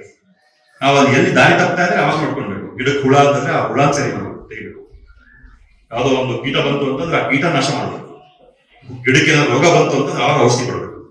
ಅದನ್ನ ಗಿಡಕ್ಕೆ ಎಳೆಯೋ ಕೆಲಸ ಮಾಡೋದೇನು ಬೇಕು. ಸೊ ಒಂದು ಕ್ವೆಶ್ಚನ್ ಇರ್ಬೋದಾಗಿರೋದು, ಮಧ್ಯದಲ್ಲಿ ಹೋಗ್ಬೇಕಾದ್ರೆ ಏನ್ ಮಾಡ್ಬೇಕು. ಈಗ ಸಪೋಸ್ ಯಾರೋ ಬೇರೆ ಊರಿಗೆ ಹೊರಟೋಗ್ತಿದ್ದಾರೆ ಅಂತ, ಬೇರೆ ಊರಿಗೆ ಟ್ರಾನ್ಸ್ಫರ್ ಆಗೋಯ್ತು, ಯಾವ್ದೋ ಜಾಬ್ ಇದೆ ಅಥವಾ ಇನ್ನೇನೋ ಅನಿವಾರ್ಯ ಕಾರಣಗಳಿಂದ ಊರ್ ಬಿಟ್ಟು ಹೋಗ್ಬೇಕಾಗಿದೆ. ಅಂತ ಪರಿಸ್ಥಿತಿಗಳಲ್ಲಿ we will consider returning the money with a small deduction. ಒಂದು ಸಣ್ಣ ಡಿಡಕ್ಷನ್ ಅನ್ನು ಮಾಡಿ, ಏನು ಕಮಿಟ್ಮೆಂಟ್ ಡೆಪಾಸಿಟ್ ಇರುತ್ತೋ, ಎಷ್ಟು ಉಳ್ಕೊಂಡಿರುತ್ತೋ ಕಮಿಟ್ಮೆಂಟ್ ಡೆಪಾಸಿಟ್, ಅದನ್ನ ರಿಫಂಡ್ ಮಾಡ್ತೀವಿ. ಪ್ರತಿ ವರ್ಷ ಎಲ್ಲಾ ಜವಾಬ್ದಾರಿಗಳನ್ನ ಸರಿಯಾಗಿ ನಿಭಾಯಿಸಿದ್ರೆ, ಎಲ್ಲ ನಮ್ಗೆ ಇಷ್ಟ ಬಂದಿದ್ದೆಲ್ಲ ಹೇಳೋದಿಲ್ಲ, ನಿಮಗೆ ಮೊದಲೇ ಹೇಳ್ತೀವಿ, ನೀವು ಅದನ್ನ ಸೈನ್ ಮಾಡಿರ್ತೀರ. ಅದಕ್ಕೆ ಇನ್ನೇನಾದ್ರೂ ಜೋಡಿಸ್ಬೇಕು ಅಂತಂದ್ರೆ ನಿಮಗೆ ಮತ್ತೆ ಆಪ್ಷನ್ ಕೊಡ್ತೀವಿ. ಅದನ್ನ ಜೋಡಿಸಿದಾಗ ಅದಕ್ಕೆ ನೀವು ಒಪ್ಪಿದಾಗ ಮಾತ್ರ ಅದನ್ನ ಕಂಟಿನ್ಯೂ ಆಗುತ್ತೆ. ಒಪ್ಪಿಲ್ಲ ಅಂತಂದ್ರೆ ನೀವು ಅದನ್ನ ಎಕ್ಸಿಟ್ ಆಗೋ ಆಪ್ಷನ್ ಇರುತ್ತೆ, ಅದೆಲ್ಲ ಇರುತ್ತೆ. ಬದಲಾವಣೆ ಮಾಡುವಂತ ಅಧಿಕಾರ ನಮಗಿರುತ್ತೆ. ಆದ್ರೆ ನನ್ನ ಕಮಿಟ್ಮೆಂಟ್ ಏನಂತಂದ್ರೆ, ಇಷ್ಟು ನಾವು ಫೋಕಸ್ ಮಾಡಿದ್ರೆ ಸಾಕು. ಇಷ್ಟ್ರ ಮೇಲೆ ನೀವು ಗಮನ ಕೊಟ್ರೆ ಎಲ್ಲ ಅದಾಗದೆ ತಾನಾಗೆ ದಾರಿ ಬರುತ್ತೆ. ಸೊ ಏನು ಡಿಡಕ್ಷನ್ ಆಗುತ್ತೆ, ಸಪೋಸ್ ಒಂದು 10,000 ಡಿಡಕ್ಷನ್ ಆಗೋಯ್ತು ಅಂತ ಅನ್ಕೊಳ್ಳಿ, ಏನೇನೋ ಆಯ್ತು, ನೀವು ಬರಲಿಲ್ಲ, ಮಾಡಲಿಲ್ಲ, ಅದು ಸರಿಯಾಗಿ ನಿಭಾಯಿಸಿಲ್ಲ. ಮುಂದಿನ ವರ್ಷ ಬಂದಾಗ ಆ 10,000 ತುಂಬಿಸಿ ನಿಮ್ಮ commitment deposit at the beginning of the year 60,000 ಆಗೋ ತರ ನೋಡ್ಕೊಳ್ಬೇಕು. ನೀವು ಎಲ್ಲಾದ್ರೂ ನಿಭಾಯಿಸಿದ್ರೆ ನಿಮ್ಗೆ ಏನು ಪೆನಾಲ್ಟೀಸೇ ಇಲ್ಲ ಅಂತಂದ್ರೆ ಕಮಿಟ್ಮೆಂಟ್ ಡೆಪಾಸಿಟ್ ಹಂಗೆ ಇರುತ್ತೆ. ಮುಂದಿನ ವರ್ಷದಲ್ಲಿ ಏನು ಆಡ್ ಮಾಡೋದು ಬೇಕಿರೋದಿಲ್ಲ. ಅದಕ್ಕೆ ವರ್ಷದಿಂದ ವರ್ಷಕ್ಕೆ ಎಜುಕೇಶನ್ ಕಾಸ್ಟ್ ಜಾಸ್ತಿ ಆಗುತ್ತೆ, ಕಾಸ್ಟ್ ಆಫ್ ಆಪರೇಷನ್ಸ್ ಜಾಸ್ತಿ ಆಗುತ್ತೆ. ಆದ್ರೆ ಪೂರ್ತಿ ನಿಮ್ಮ ಕಮಿಟ್ಮೆಂಟ್ ಡೆಪಾಸಿಟ್ ಇವಾಗ ಯಾರೆಲ್ಲ ಪ್ರೋಗ್ರಾಮ್ ಅಲ್ಲಿ ಎನ್ರೋಲ್ ಆಗ್ತಾರೋ ಅವರಿಗೆ ಕಮಿಟ್ಮೆಂಟ್ ಡೆಪಾಸಿಟ್ 60,000 ಇರುತ್ತೆ. ಸೊ ಈಗ ಮುಂದಿನ ವರ್ಷಕ್ಕೆ ಒಂದು 10% ಎಕ್ಸ್ಟ್ರಾ ಆಡ್ ಮಾಡಿ ನಿಮ್ಮ ಡೆಪಾಸಿಟ್ಗೆ ಹಂಗಿರೋದಿಲ್ಲ. ಈಗ ಮುಂದಿನ ವರ್ಷದಲ್ಲಿ ಯಾರನ್ನೋ ನಾವು ಹೊಸದಾಗಿ ಫ್ರೀ ಪ್ರೋಗ್ರಾಮ್ ಎನ್ರೋಲ್ ಮಾಡ್ತಿದೀವಿ ಅಂತಂದ್ರೆ ಅವ್ರಿಗೆ ಕಮಿಟ್ಮೆಂಟ್ ಡೆಪಾಸಿಟ್ ಜಾಸ್ತಿ ಇರ್ಬೋದು, 65,000 ಇರ್ಬೋದು, 70,000 ಇರ್ಬೋದು, ಅದಕ್ಕೆ ತಕ್ಕಂಗೆ ನೋಡ್ಕೊಂತೀವಿ. ಬಟ್ ಇವಾಗ ಏನ್ ಎನ್ರೋಲ್ ಮಾಡ್ತೀರಾ, ಇವಾಗ ಎನ್ರೋಲ್ ಮಾಡಿದ್ರೆ ಕಮಿಟ್ಮೆಂಟ್ ಡೆಪಾಸಿಟ್ ಅಷ್ಟೇ ಇರುತ್ತೆ. ಸೊ ಇದು ಮಧ್ಯದಲ್ಲಿ ಹೋದ್ರೆ ಏನಾಗುತ್ತೆ, ಪೆನಾಲ್ಟೀಸ್ ಆಗಿದ್ದಕ್ಕೆ ಏನು, ಇದೆರಡು ಸಾಮಾನ್ಯವಾಗಿ ಇರಬಹುದಾದಂತ ಪ್ರಶ್ನೆ ಉತ್ತರ ಕೊಟ್ಟಿದ್ವಿ. ಇನ್ನೇನಾದ್ರೂ ಪ್ರಶ್ನೆಗಳಿದೆ ದಯವಿಟ್ಟು ಕೇಳಿ. ಈಗ ನಮ್ಗೆ ಕೆಲವು ಮನೆಗಳಲ್ಲಿ ಒಂದಕ್ಕಿಂತ ಹೆಚ್ಚು ಮಕ್ಕಳಿದ್ದಾರೆ, 2-3 ಮಕ್ಕಳು ಇರುವಂತ ಕುಟುಂಬಗಳಿದೆ. ನಾವು ಹೆಚ್ಚು ಜನಗಳಿಗೆ ಅವಕಾಶ ಕೊಡಬೇಕು ಅನ್ನೋದು ನಮಗೆ ಕಾನ್ಫಿಡೆನ್ಸ್ ಬಂತು.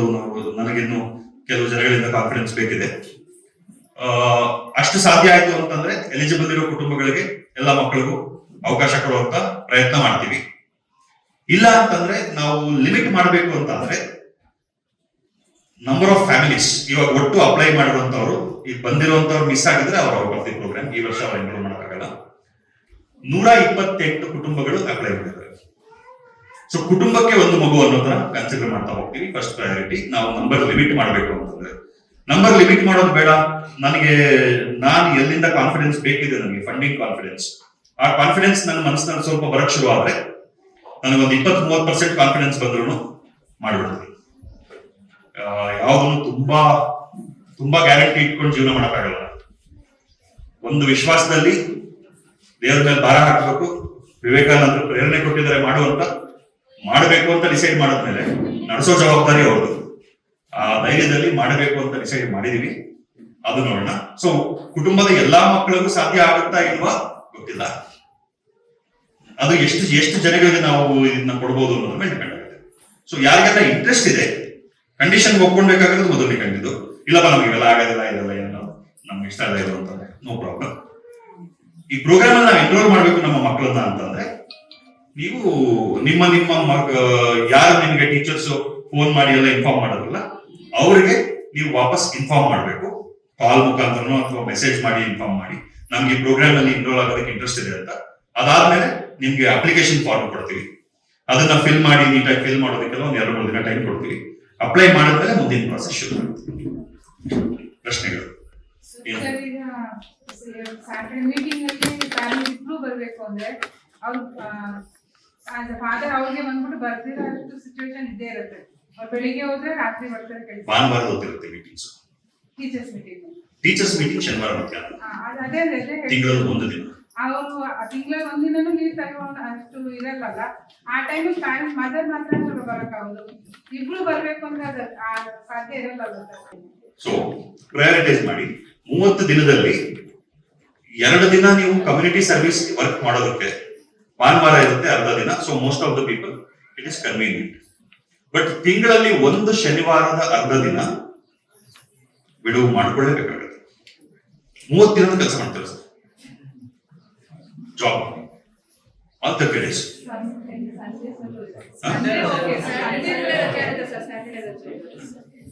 ಅದಕ್ಕೆ ಮಿಸ್ ಆಗ್ತಿರೋದು PTMಗಳಿಗೆ ಕರೆದಾಗ.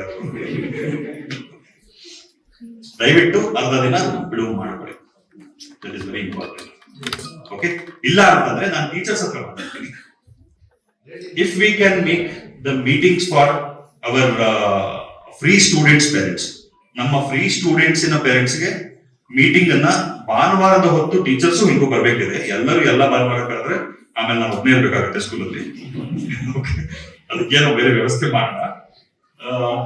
ಟೀಚರ್ಸು ಎಲ್ಲ ಒಪ್ಪಿದ್ರೆ ಭಾನುವಾರದ ಹೊತ್ತೆ one of the Sundays meetings ಅನ್ನ ಮಾಡೋದಕ್ಕೆ ಪ್ರಯತ್ನ ಪಡೋಣ. ಅದು ಒಂದು ಮಾಡಬಹುದು. ಬಟ್ ಶನಿವಾರ ಮಧ್ಯಾಹ್ನ, ಯಾಕಂದ್ರೆ ಬೇರೆ ಪೇರೆಂಟ್ಸ್ ಎಲ್ಲ ಇರ್ತಾರಲ್ಲ, ಬೇರೆ ಮಕ್ಕಳು ಫ್ರೀ ಪ್ರೋಗ್ರಾಮ್ ಎನ್ರೋಲ್ ಆಗದೆ ಇರುವಂತ ಮಕ್ಕಳ ಪೇರೆಂಟ್ಸ್ ಅನ್ನ ಕರೆಯುವಂತದ್ದು ಶನಿವಾರ ಮಧ್ಯಾಹ್ನ. ಸ್ಕೆಡ್ಯೂಲ್ಡ್ ಇಸ್ ಶನಿವಾರ ಮಧ್ಯಾಹ್ನ. ಶನಿವಾರ ಫುಲ್ ಡೇ ಇದೆ, ಮಕ್ಕಳಿಗೆ ಅರ್ಧ ದಿನ, ಟೀಚರ್ಸ್ಗೆಲ್ಲ ಫುಲ್ ಡೇ. ಸೊ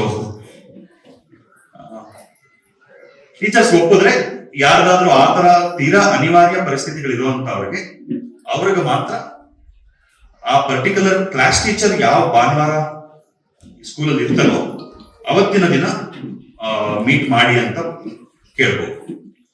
ಇದನ್ನ ನಾನು ಇವಾಗಲೇ ಅಶ್ಯೂರ್ ಮಾಡೋಕ್ಕಾಗಲ್ಲ, but that is a possibility. Teachers ಒಪ್ಪಿದ್ರೆ ಅದನ್ನ ಮಾಡ್ಬೋದು. ಮತ್ತೇನು ಕಂಡೀಷನ್ ಮೇಡಮ್? ಏನ್ ಮೇಡಮ್? ರಿಟರ್ನ್. ಮತ್ತೆ ನಮ್ಮ ಈ ಇದಿದೆಯಲ್ಲ ಗ್ರಾಂಟ್ ಏನಿದೆ, ಗ್ರಾಂಟ್ ಅವರು ಡಿಗ್ರಿಗೆ ಸೇರ್ಕೊಂಡಾಗ ಕ್ಯಾಶ್ ಆಗಿ ಕನ್ವರ್ಟ್ ಆಗುತ್ತೆ, ಅದು ಕೂಡ ನಡೀತಾ ಇದೆ. ಸೊ ಟೆಕ್ನಿಕಲಿ 60,000 ರೂಪಾಯಿ ಎಜುಕೇಶನ್ ಕಾಸ್ಟ್, 50,000 ರೂಪಾಯಿ ಹೈಯರ್ ಎಜುಕೇಶನ್ ಗ್ರಾಂಟ್ ಅಂತ ಲೆಕ್ಕ ಹಾಕಿದ್ರೆ ಪ್ರತಿಯೊಂದು ಮಗುಗೂ 1,10,000 ರೂಪಾಯಿ ಫಂಡ್ ರೈಸ್ ಮಾಡ್ಬೇಕು ನಾವು. ಒಂದೊಂದು ಮಗುಗೆ 1,10,000 ರೂಪಾಯಿ, 60,000 ರೂಪಾಯಿ ಸ್ಕೂಲ್ ಎಜುಕೇಶನ್ ಅನ್ನ ಮ್ಯಾನೇಜ್ ಮಾಡೋದಕ್ಕೆ, ಶಾಲೆಯ ಖರ್ಚುಗಳನ್ನ ನಿಭಾಯಿಸೋದಕ್ಕೆ, 50,000 ರೂಪಾಯಿ ಅವರು ಡಿಗ್ರಿಗೆ ಹೋದಾಗ ವರ್ಷ ಅವ್ರಿಗೆ ಅದಕ್ಕೆ ಪ್ರಾವಿಷನ್ ಕೊಡಬೇಕು ಅಂತಂದ್ರೆ ವರ್ಷಕ್ಕೆ 50,000 ರೂಪಾಯಿ ರೈಸ್ ಫಂಡ್ಸ್ ಬರಬೇಕು. ಸೊ ನನ್ನ ಮೇಲೆ ಲಯಬಿಲಿಟಿ 1,10,000 ರೂಪಾಯಿ ಒಂದು ಮಗುಗೆ. I have to find out ways to raise that.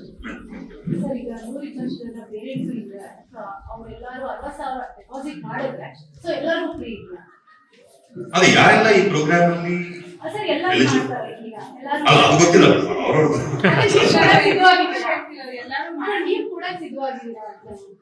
ಈಗ 120 ಜನನು ಡೆಪಾಸಿಟ್ ಮಾಡ್ತಾರೆ, ಮಾಡಿದ್ರೆ ನೀವು ಕೊಡ್ತೀರಾ?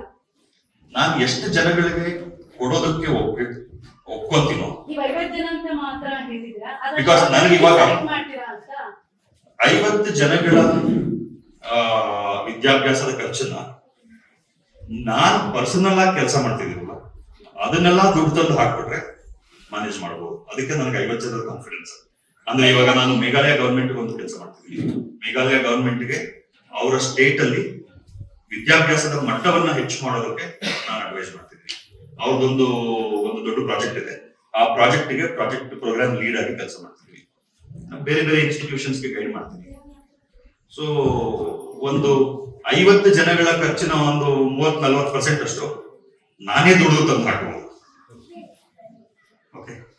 ಸೊ ನನ್ನ ಆಸೆ ಎಲಿಜಿಬಲ್ ಆಗುವಂತವ್ರು ಎಲ್ಲರಿಗೂ ಸಾಧ್ಯ ಮಾಡಬೇಕು ಅಂತ. ಬಟ್ ಸದ್ಯದ ಶಕ್ತಿ ನಾನು ಇನ್ನೊಂದು ಸ್ವಲ್ಪ ಎಕ್ಸ್ಪ್ಲೋರ್ ಮಾಡ್ಬೇಕು. ಅಪ್ಲಿಕೇಶನ್ಸ್ ಬಂದ ಮೇಲೆ ಎಷ್ಟು ಜನ ಇದ್ದಾರೆ, ಎಷ್ಟು ಜನ ಅದಕ್ಕೆ ಕ್ವಾಲಿಫೈ ಆಗ್ತಾರೆ, ಅದನ್ನೆಲ್ಲ ಸ್ಕ್ರೂಟಿನೈಸ್ ಮಾಡಿದ್ಮೇಲೆ ಈಗ 180 ಜನ ಮಕ್ಕಳು, 127 ಕುಟುಂಬಗಳು. ಸೊ 180 ಜನ ಮಕ್ಕಳು ಎಲಿಜಿಬಲ್ ಇದಾರ ಗೊತ್ತಿಲ್ಲ, ಅವ್ರ ಫೈನಾನ್ಷಿಯಲ್ ಸ್ಟೇಟಸ್ ಹೇಗಿದೆ, ಇದೆಲ್ಲ ನಾವು ಸ್ವಲ್ಪ ಎವ್ಯಾಲ್ಯೂಯೇಟ್ ಮಾಡಬೇಕು. ಒಂದು 150 ಜನ ಕ್ವಾಲಿಫೈ ಆದ್ರು ಅಂತ ಅನ್ಕೊಳ್ಳಿ. 150 ಜನ ಕ್ವಾಲಿಫೈ ಆದ್ರು ಅಂತಂದ್ರೆ ನಾನು ಹೊಂದಿಸ್ಬೇಕಾಗಿರುವಂತ ಹಣ 15 × 11, 1,65,00,000 ರೂಪಾಯಿಯಷ್ಟು ಫಂಡಿಂಗ್ ಅನ್ನ ನಾನು ಒಂದು ವರ್ಷದಲ್ಲಿ ಹೊಂದಿಸ್ಬೇಕು. ಅದಕ್ಕೆ ಅದರದೊಂದು 30-40% ಅಷ್ಟು ಆದ್ರೂ ಸಾಧ್ಯ ಅನ್ನುವಂತ ಕಾನ್ಫಿಡೆನ್ಸ್ ನನಗೆ ಬಂದ್ರೆ ನಾನು ಮಾತಾಡೋ ವಿಷಯದಲ್ಲಿ ಜನಗಳ ಹತ್ರ ನಾನು ಚರ್ಚೆ ಮಾಡುವಾಗ into 3 ಮಾಡ್ಬಿಡ್ತೀನಿ. ಇಬ್ರು ಮಾಡ್ಬೇಕು.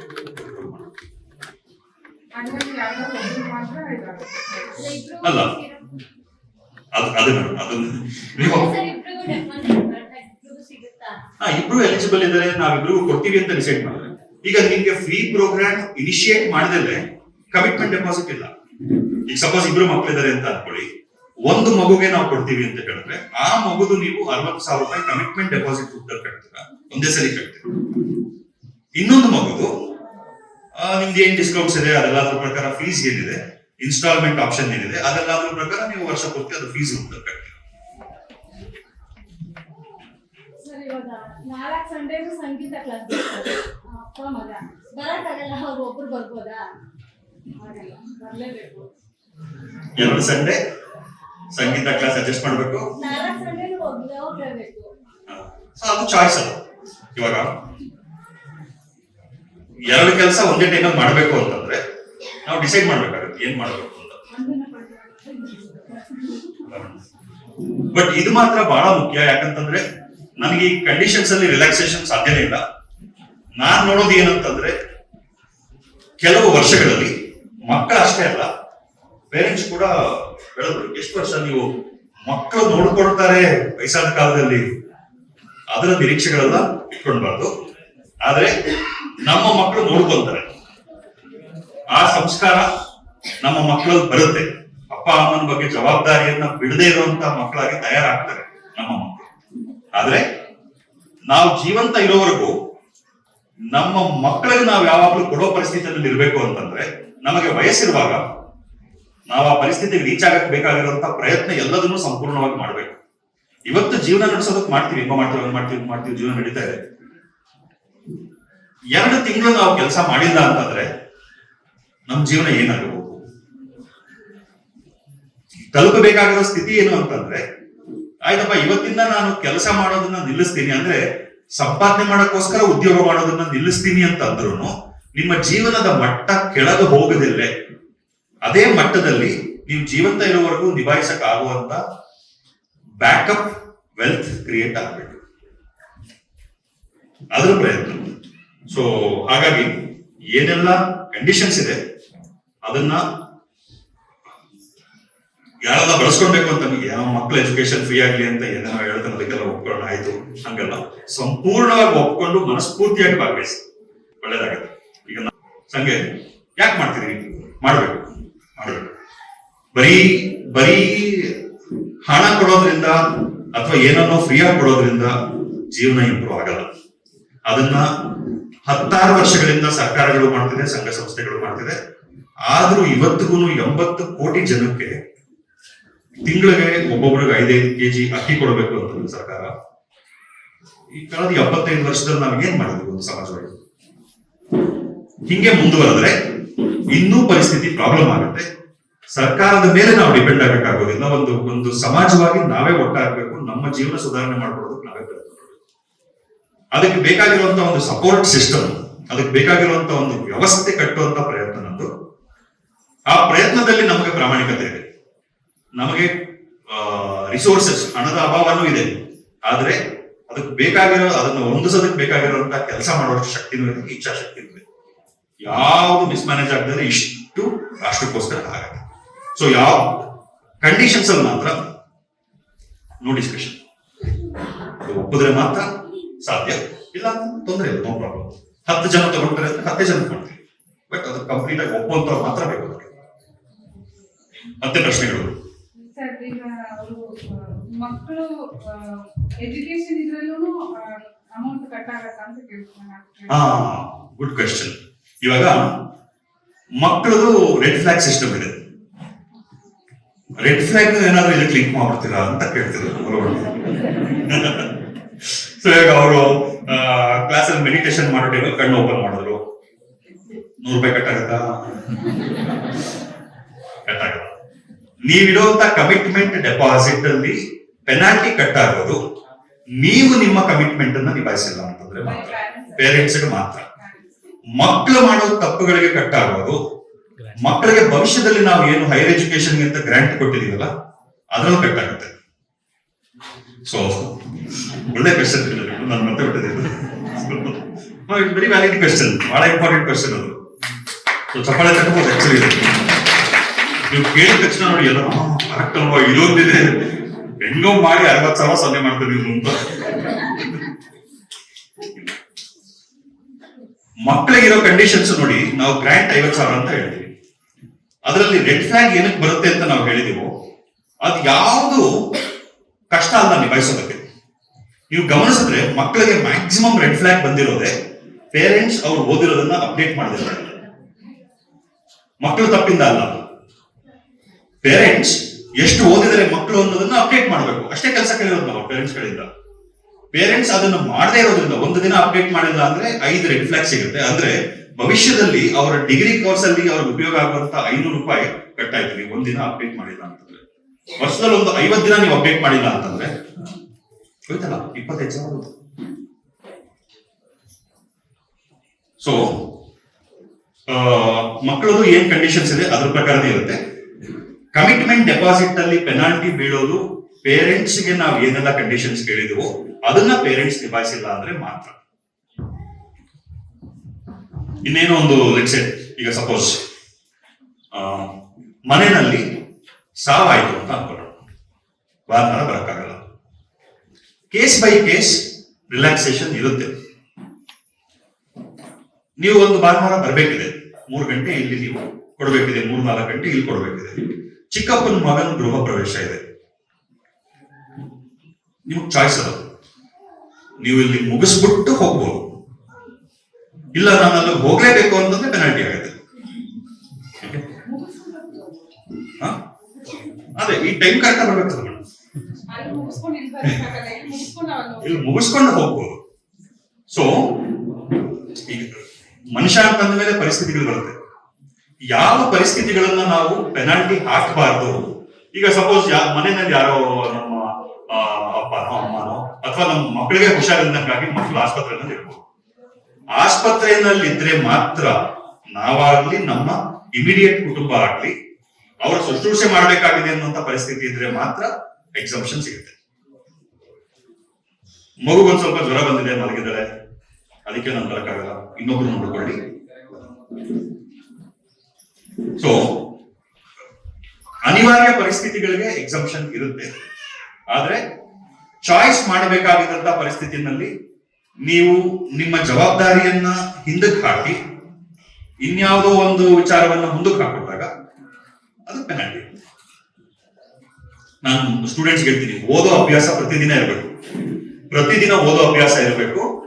ಎಲ್ಲಿವರೆಗೂ? ವಿದ್ಯಾಭ್ಯಾಸ ಮುಗಿಯವರೆಗೂ ಅಲ್ಲ, ಜೀವನ ಇರೋವರೆಗೂ. ಅವ್ರು ಹೇಳ್ತೀನಿ, ನಿನ್ನ ಮದುವೆ ಆದ್ರೂ 1 ಗಂಟೆ ಓದ್ಬಿಟ್ಟು ನಿನ್ ಮದುವೆ ಮಾಡ್ಬೇಕು. ಸೊ ಅವಾಗಷ್ಟೇ ನಾಲೆಡ್ಜ್ ನಿರಂತರವಾಗಿ ಬೆಳೀತಾ ಹೋಗುತ್ತೆ. ಸೊ ಹಂಗಂದ್ರೆ ಮನೆಯಲ್ಲಿ ನಮ್ಮ ಮನೆಯವ್ರದೇ ಯಾರೋ ಮದುವೆ ಇದ್ರೆ ಭಾನುವಾರ ಏನ್ ಮಾಡೋದು? ಬೆಳಗ್ಗೆ 8 ಗಂಟೆಗೆ ಮುಹೂರ್ತ ಸರ್, ನೀವು ಇಲ್ಲಿ 8 ಗಂಟೆಗೆ ಬಂದು ಗಿಡ ರೆಡಿ ಅಂತ ಹೇಳ್ತಿದ್ರೆ ಏನ್ ಮಾಡೋದು ಅಂತಂದ್ರೆ, ಆ ಮದುವೆಯ ಜವಾಬ್ದಾರಿ ನಿಮ್ದೇ ಇದ್ದಾಗ ಎಕ್ಸಂಪ್ಷನ್ ಇರುತ್ತೆ. ಈಗ ನೀವು ನಿಮ್ಮ ಮನೆ ಮಕ್ಕಳು ಮದುವೆ, ನೀವು ನಿಲ್ಬೇಕಲ್ಲಿ, ನೀವು ಕೂರ್ತಾ ಇದ್ದೀರ ಪೂಜೆಗೆ, ಒಂದು ಗಿಡ ರೆಡಿ ಅಂತ ಹೇಳಕ್ಕಾಗಲ್ಲ. ಇನ್ಯಾರ್ದೋ ಸಂಬಂಧಿಕರ ಮದುವೆ, ಯಾವಾಗ್ಲೂ ನಮ್ಮ ಜವಾಬ್ದಾರಿ ಮುಖ್ಯ. ಅದನ್ನ ಮಾಡ್ಕೊಂಡು ನಾನು ಬೇರೆ ಕೆಲಸಗಳಲ್ಲಿ ಭಾಗಿಯಾಗ್ತೀನಿ ಅಂತ ಅವಾಗ ನಿಮ್ಗೂ ರೆಸ್ಪೆಕ್ಟ್ ಜಾಸ್ತಿ ಆಗುತ್ತೆ ಸರ್. ಯಾಕೆ ಅದಾಗಲ್ಲ ಯಾವ್ದಕ್ಕಿದ್ರು ಬಂದ ಹಂಗಿರ್ಬಾರ್ದು. ನಿಮ್ಮ ಒಪ್ಪಿಗೆ ತಗೊಂಡು ನಿಮ್ಮನ್ನ ಕನ್ವಿನ್ಸ್ ಮಾಡ್ಬೇಕು, ಬನ್ನಿ ಅಂತ. ಇನ್ನೊಂದು ಒಳ್ಳೆ ಪ್ರಶ್ನೆ. ಈಗ 60,000 ಕಮಿಟ್ಮೆಂಟ್ ಡೆಪಾಸಿಟ್ ಮಾಡಬೇಕು. ಈಗ ಆಲ್ರೆಡಿ ನೀವು ಫಸ್ಟ್ ಇನ್ಸ್ಟಾಲ್ಮೆಂಟ್ ಫೀಸ್ ಕಟ್ಟಿದ್ದೀರಾ, 15,000 10,000 ಅಷ್ಟು ಫೀಸ್ ಕಟ್ಬಿಟ್ಟಿದ್ದೀರಾ. ಅದೇನಾಗುತ್ತೆ? ಅದನ್ನು ಬಿಟ್ಟು 60,000 ಇಲ್ಲ, ಯಾರು ಎಲಿಜಿಬಲ್ ಆಗ್ತಾರೋ ನೀವೀಗ ಆಲ್ರೆಡಿ ಏನ್ ಫೀಸ್ ಕಟ್ಟಿರ್ತೀರಾ ಅದನ್ನು ಸೇರಿಸ್ಕೊಂಡು 60,000 ಮಾಡಬೇಕು ಡೆಪಾಸಿಟ್. ಸೊ ಅವಾಗ ನೀವು ಕಟ್ಟಿರೋ ಫೀಸ್ ಏನಿರುತ್ತೆ ಅದು ಡೆಪಾಸಿಟ್ ಜೊತೆಗೆ ಸೇರ್ಕೊಳ್ಳುತ್ತೆ. ಅದು ರೀಫಂಡಬಲ್ ಡೆಪಾಸಿಟ್ ಜೊತೆಗೆ ಆಗ್ಬಿಡುತ್ತೆ. ಅದೆಲ್ಲ ಪ್ರಶ್ನೆ ಇದೆ. ಸೊ ಈ ವರ್ಷದಿಂದಾನೇ ಅಪ್ಲಿಕೇಬಲ್ ಆಗುತ್ತೆ. ಈ ವಾರದಲ್ಲಿ ಈಗ ನೀವು ಮನೆಗೆ ಹೋಗಿ ಚರ್ಚೆ ಮಾಡಿ, ಡಿಸ್ಕಸ್ ಮಾಡಿ, ನಿಮ್ಮ ಇಷ್ಟಾನಿಷ್ಟಗಳನ್ನ ಯೋಚನೆ ಮಾಡಿ, ಇದು ನಮ್ಗೆ ಒಳ್ಳೇದಾಗತ್ತಪ್ಪ, ಇದು ಬೇಕು ನಮಗೆ ಅಂತಂದ್ರೆ, ನಮಗೆ ಇಂಟ್ರೆಸ್ಟ್ ಇದೆ, ಇದನ್ನ ನಾವು ಅಪ್ಲೈ ಮಾಡ್ಬೇಕು ಅಂತ ನಿಮ್ಗೆ ಯಾರು ಟೀಚರು ಹೇಳಿದ್ರಲ್ಲ ಬನ್ನಿ ಅಂತ ನಿಮ್ಗೆ ಫೋನ್ ಮಾಡಿ ಇನ್ಫಾರ್ಮ್ ಮಾಡಿದ್ರಲ್ಲ ಅವ್ರಿಗೆ ಅಪ್ಡೇಟ್ ಮಾಡಿ. ಸೋಮವಾರ, ಮಂಗಳವಾರ, ಬುಧವಾರ ಈ 3 ದಿನದೊಳಗಡೆ ನಿಮ್ಗೆ ಅಪ್ಲಿಕೇಶನ್ ಫಾರ್ಮ್ಸ್ ಅನ್ನ ಕೊಡ್ತೀವಿ. ಶನಿವಾರದ ಒಳಗಡೆ ಅಪ್ಲಿಕೇಶನ್ ಫಾರ್ಮ್ ಎಲ್ಲ ಫಿಲ್ಅಪ್ ಮಾಡಿ ವಾಪಸ್ ಕೊಡಿ. ಮೇ ಬಿ ಅದಾದ್ಮೇಲೆ ಒಂದು ವಾರದಲ್ಲಿ ಸ್ಕ್ರೂಟಿನಿ ಕಂಪ್ಲೀಟ್ ಆಗ್ಬೇಕು. ಒಂದು ಫ್ಯಾಮಿಲಿ ವಿಸಿಟ್, ನಿಮ್ ಜೊತೆಗೆ ಒಂದು ಮಾತುಕತೆ, ಅದ್ರ ಬಗ್ಗೆ ಎಲ್ಲ ಮುಗಿಸ್ಕೊಡ್ಬೇಕು. ಅದನ್ನ ಮುಗಿಸ್ಕೊಂಡಾದ್ಮೇಲೆ ಹೌದು ನಿಮ್ಗಿದು ಅಪ್ಲಿಕಬಲ್ ಆಗತ್ತೆ, ನೀವು ಇದನ್ನ ಬಳಸ್ಕೊಳ್ಬಹುದು ಅಂತ ಗೋ ಹೆಡ್ ಆದ್ಮೇಲೆ ಒಂದು 200 ರೂಪೀಸ್ ಸ್ಟ್ಯಾಂಪ್ ಪೇಪರ್, ಎರಡು ಸ್ಟ್ಯಾಂಪ್ ಪೇಪರ್ ತರಬೇಕು. ಅದೆಲ್ಲ ಹೇಳ್ತೀವಿ ಏನ್ ಆರ್ಟಿಕಲ್ ಅಲ್ಲಿ ಇರ್ಬೇಕು, ಅದು ಫಸ್ಟ್ ಪಾರ್ಟಿ ಏನಂತ ಇರ್ಬೇಕು, ಸೆಕೆಂಡ್ ಪಾರ್ಟಿ ಏನಿರ್ಬೇಕು, ಇದೆಲ್ಲ ಮೆನ್ಷನ್ ಮಾಡಿ 200 ರೂಪಾಯಿಗಳ ಸ್ಟ್ಯಾಂಪ್ ಪೇಪರ್ ತಗೊಂಡಿರ್ಬೇಕು ಅಗ್ರಿಮೆಂಟ್ಗೆ.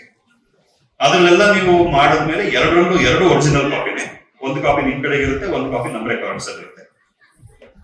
ಅದೆಲ್ಲ ಆದ್ಮೇಲೆ ಒಂದು 2 ವಾರಗಳಷ್ಟು ಟೈಮ್ ಸಿಗುತ್ತೆ. 2 weeks ಟೈಮ್ ಸಿಗುತ್ತೆ ನಿಮಗೆ ಆ ಕಮಿಟ್ಮೆಂಟ್ ಡೆಪಾಸಿಟ್ ಅನ್ನ ಹೊಂದಿಸೋದಕ್ಕೆ. ನಾನು ಅದನ್ನ ಹೆಲ್ತ್ ಎಮರ್ಜೆನ್ಸಿ ಅಷ್ಟೇ ಕ್ರಿಟಿಕಲ್ ಆಗಿ ಮಾಡಬೇಕು ಅಂತ ಅನ್ನಿಸ್ತು ಫಸ್ಟ್. ಅಂದ್ರೆ ಈಗ ನಾಳೆ ಆಪರೇಷನ್ ಆಗ್ಬೇಕು, ಹಣ ಹೊಂದಿಸ್ಬೇಕು ಅಂತಂದ್ರೆ ನಾಳೆ ನಾವು ಹೊಂದಿಸ್ತೀವಿ.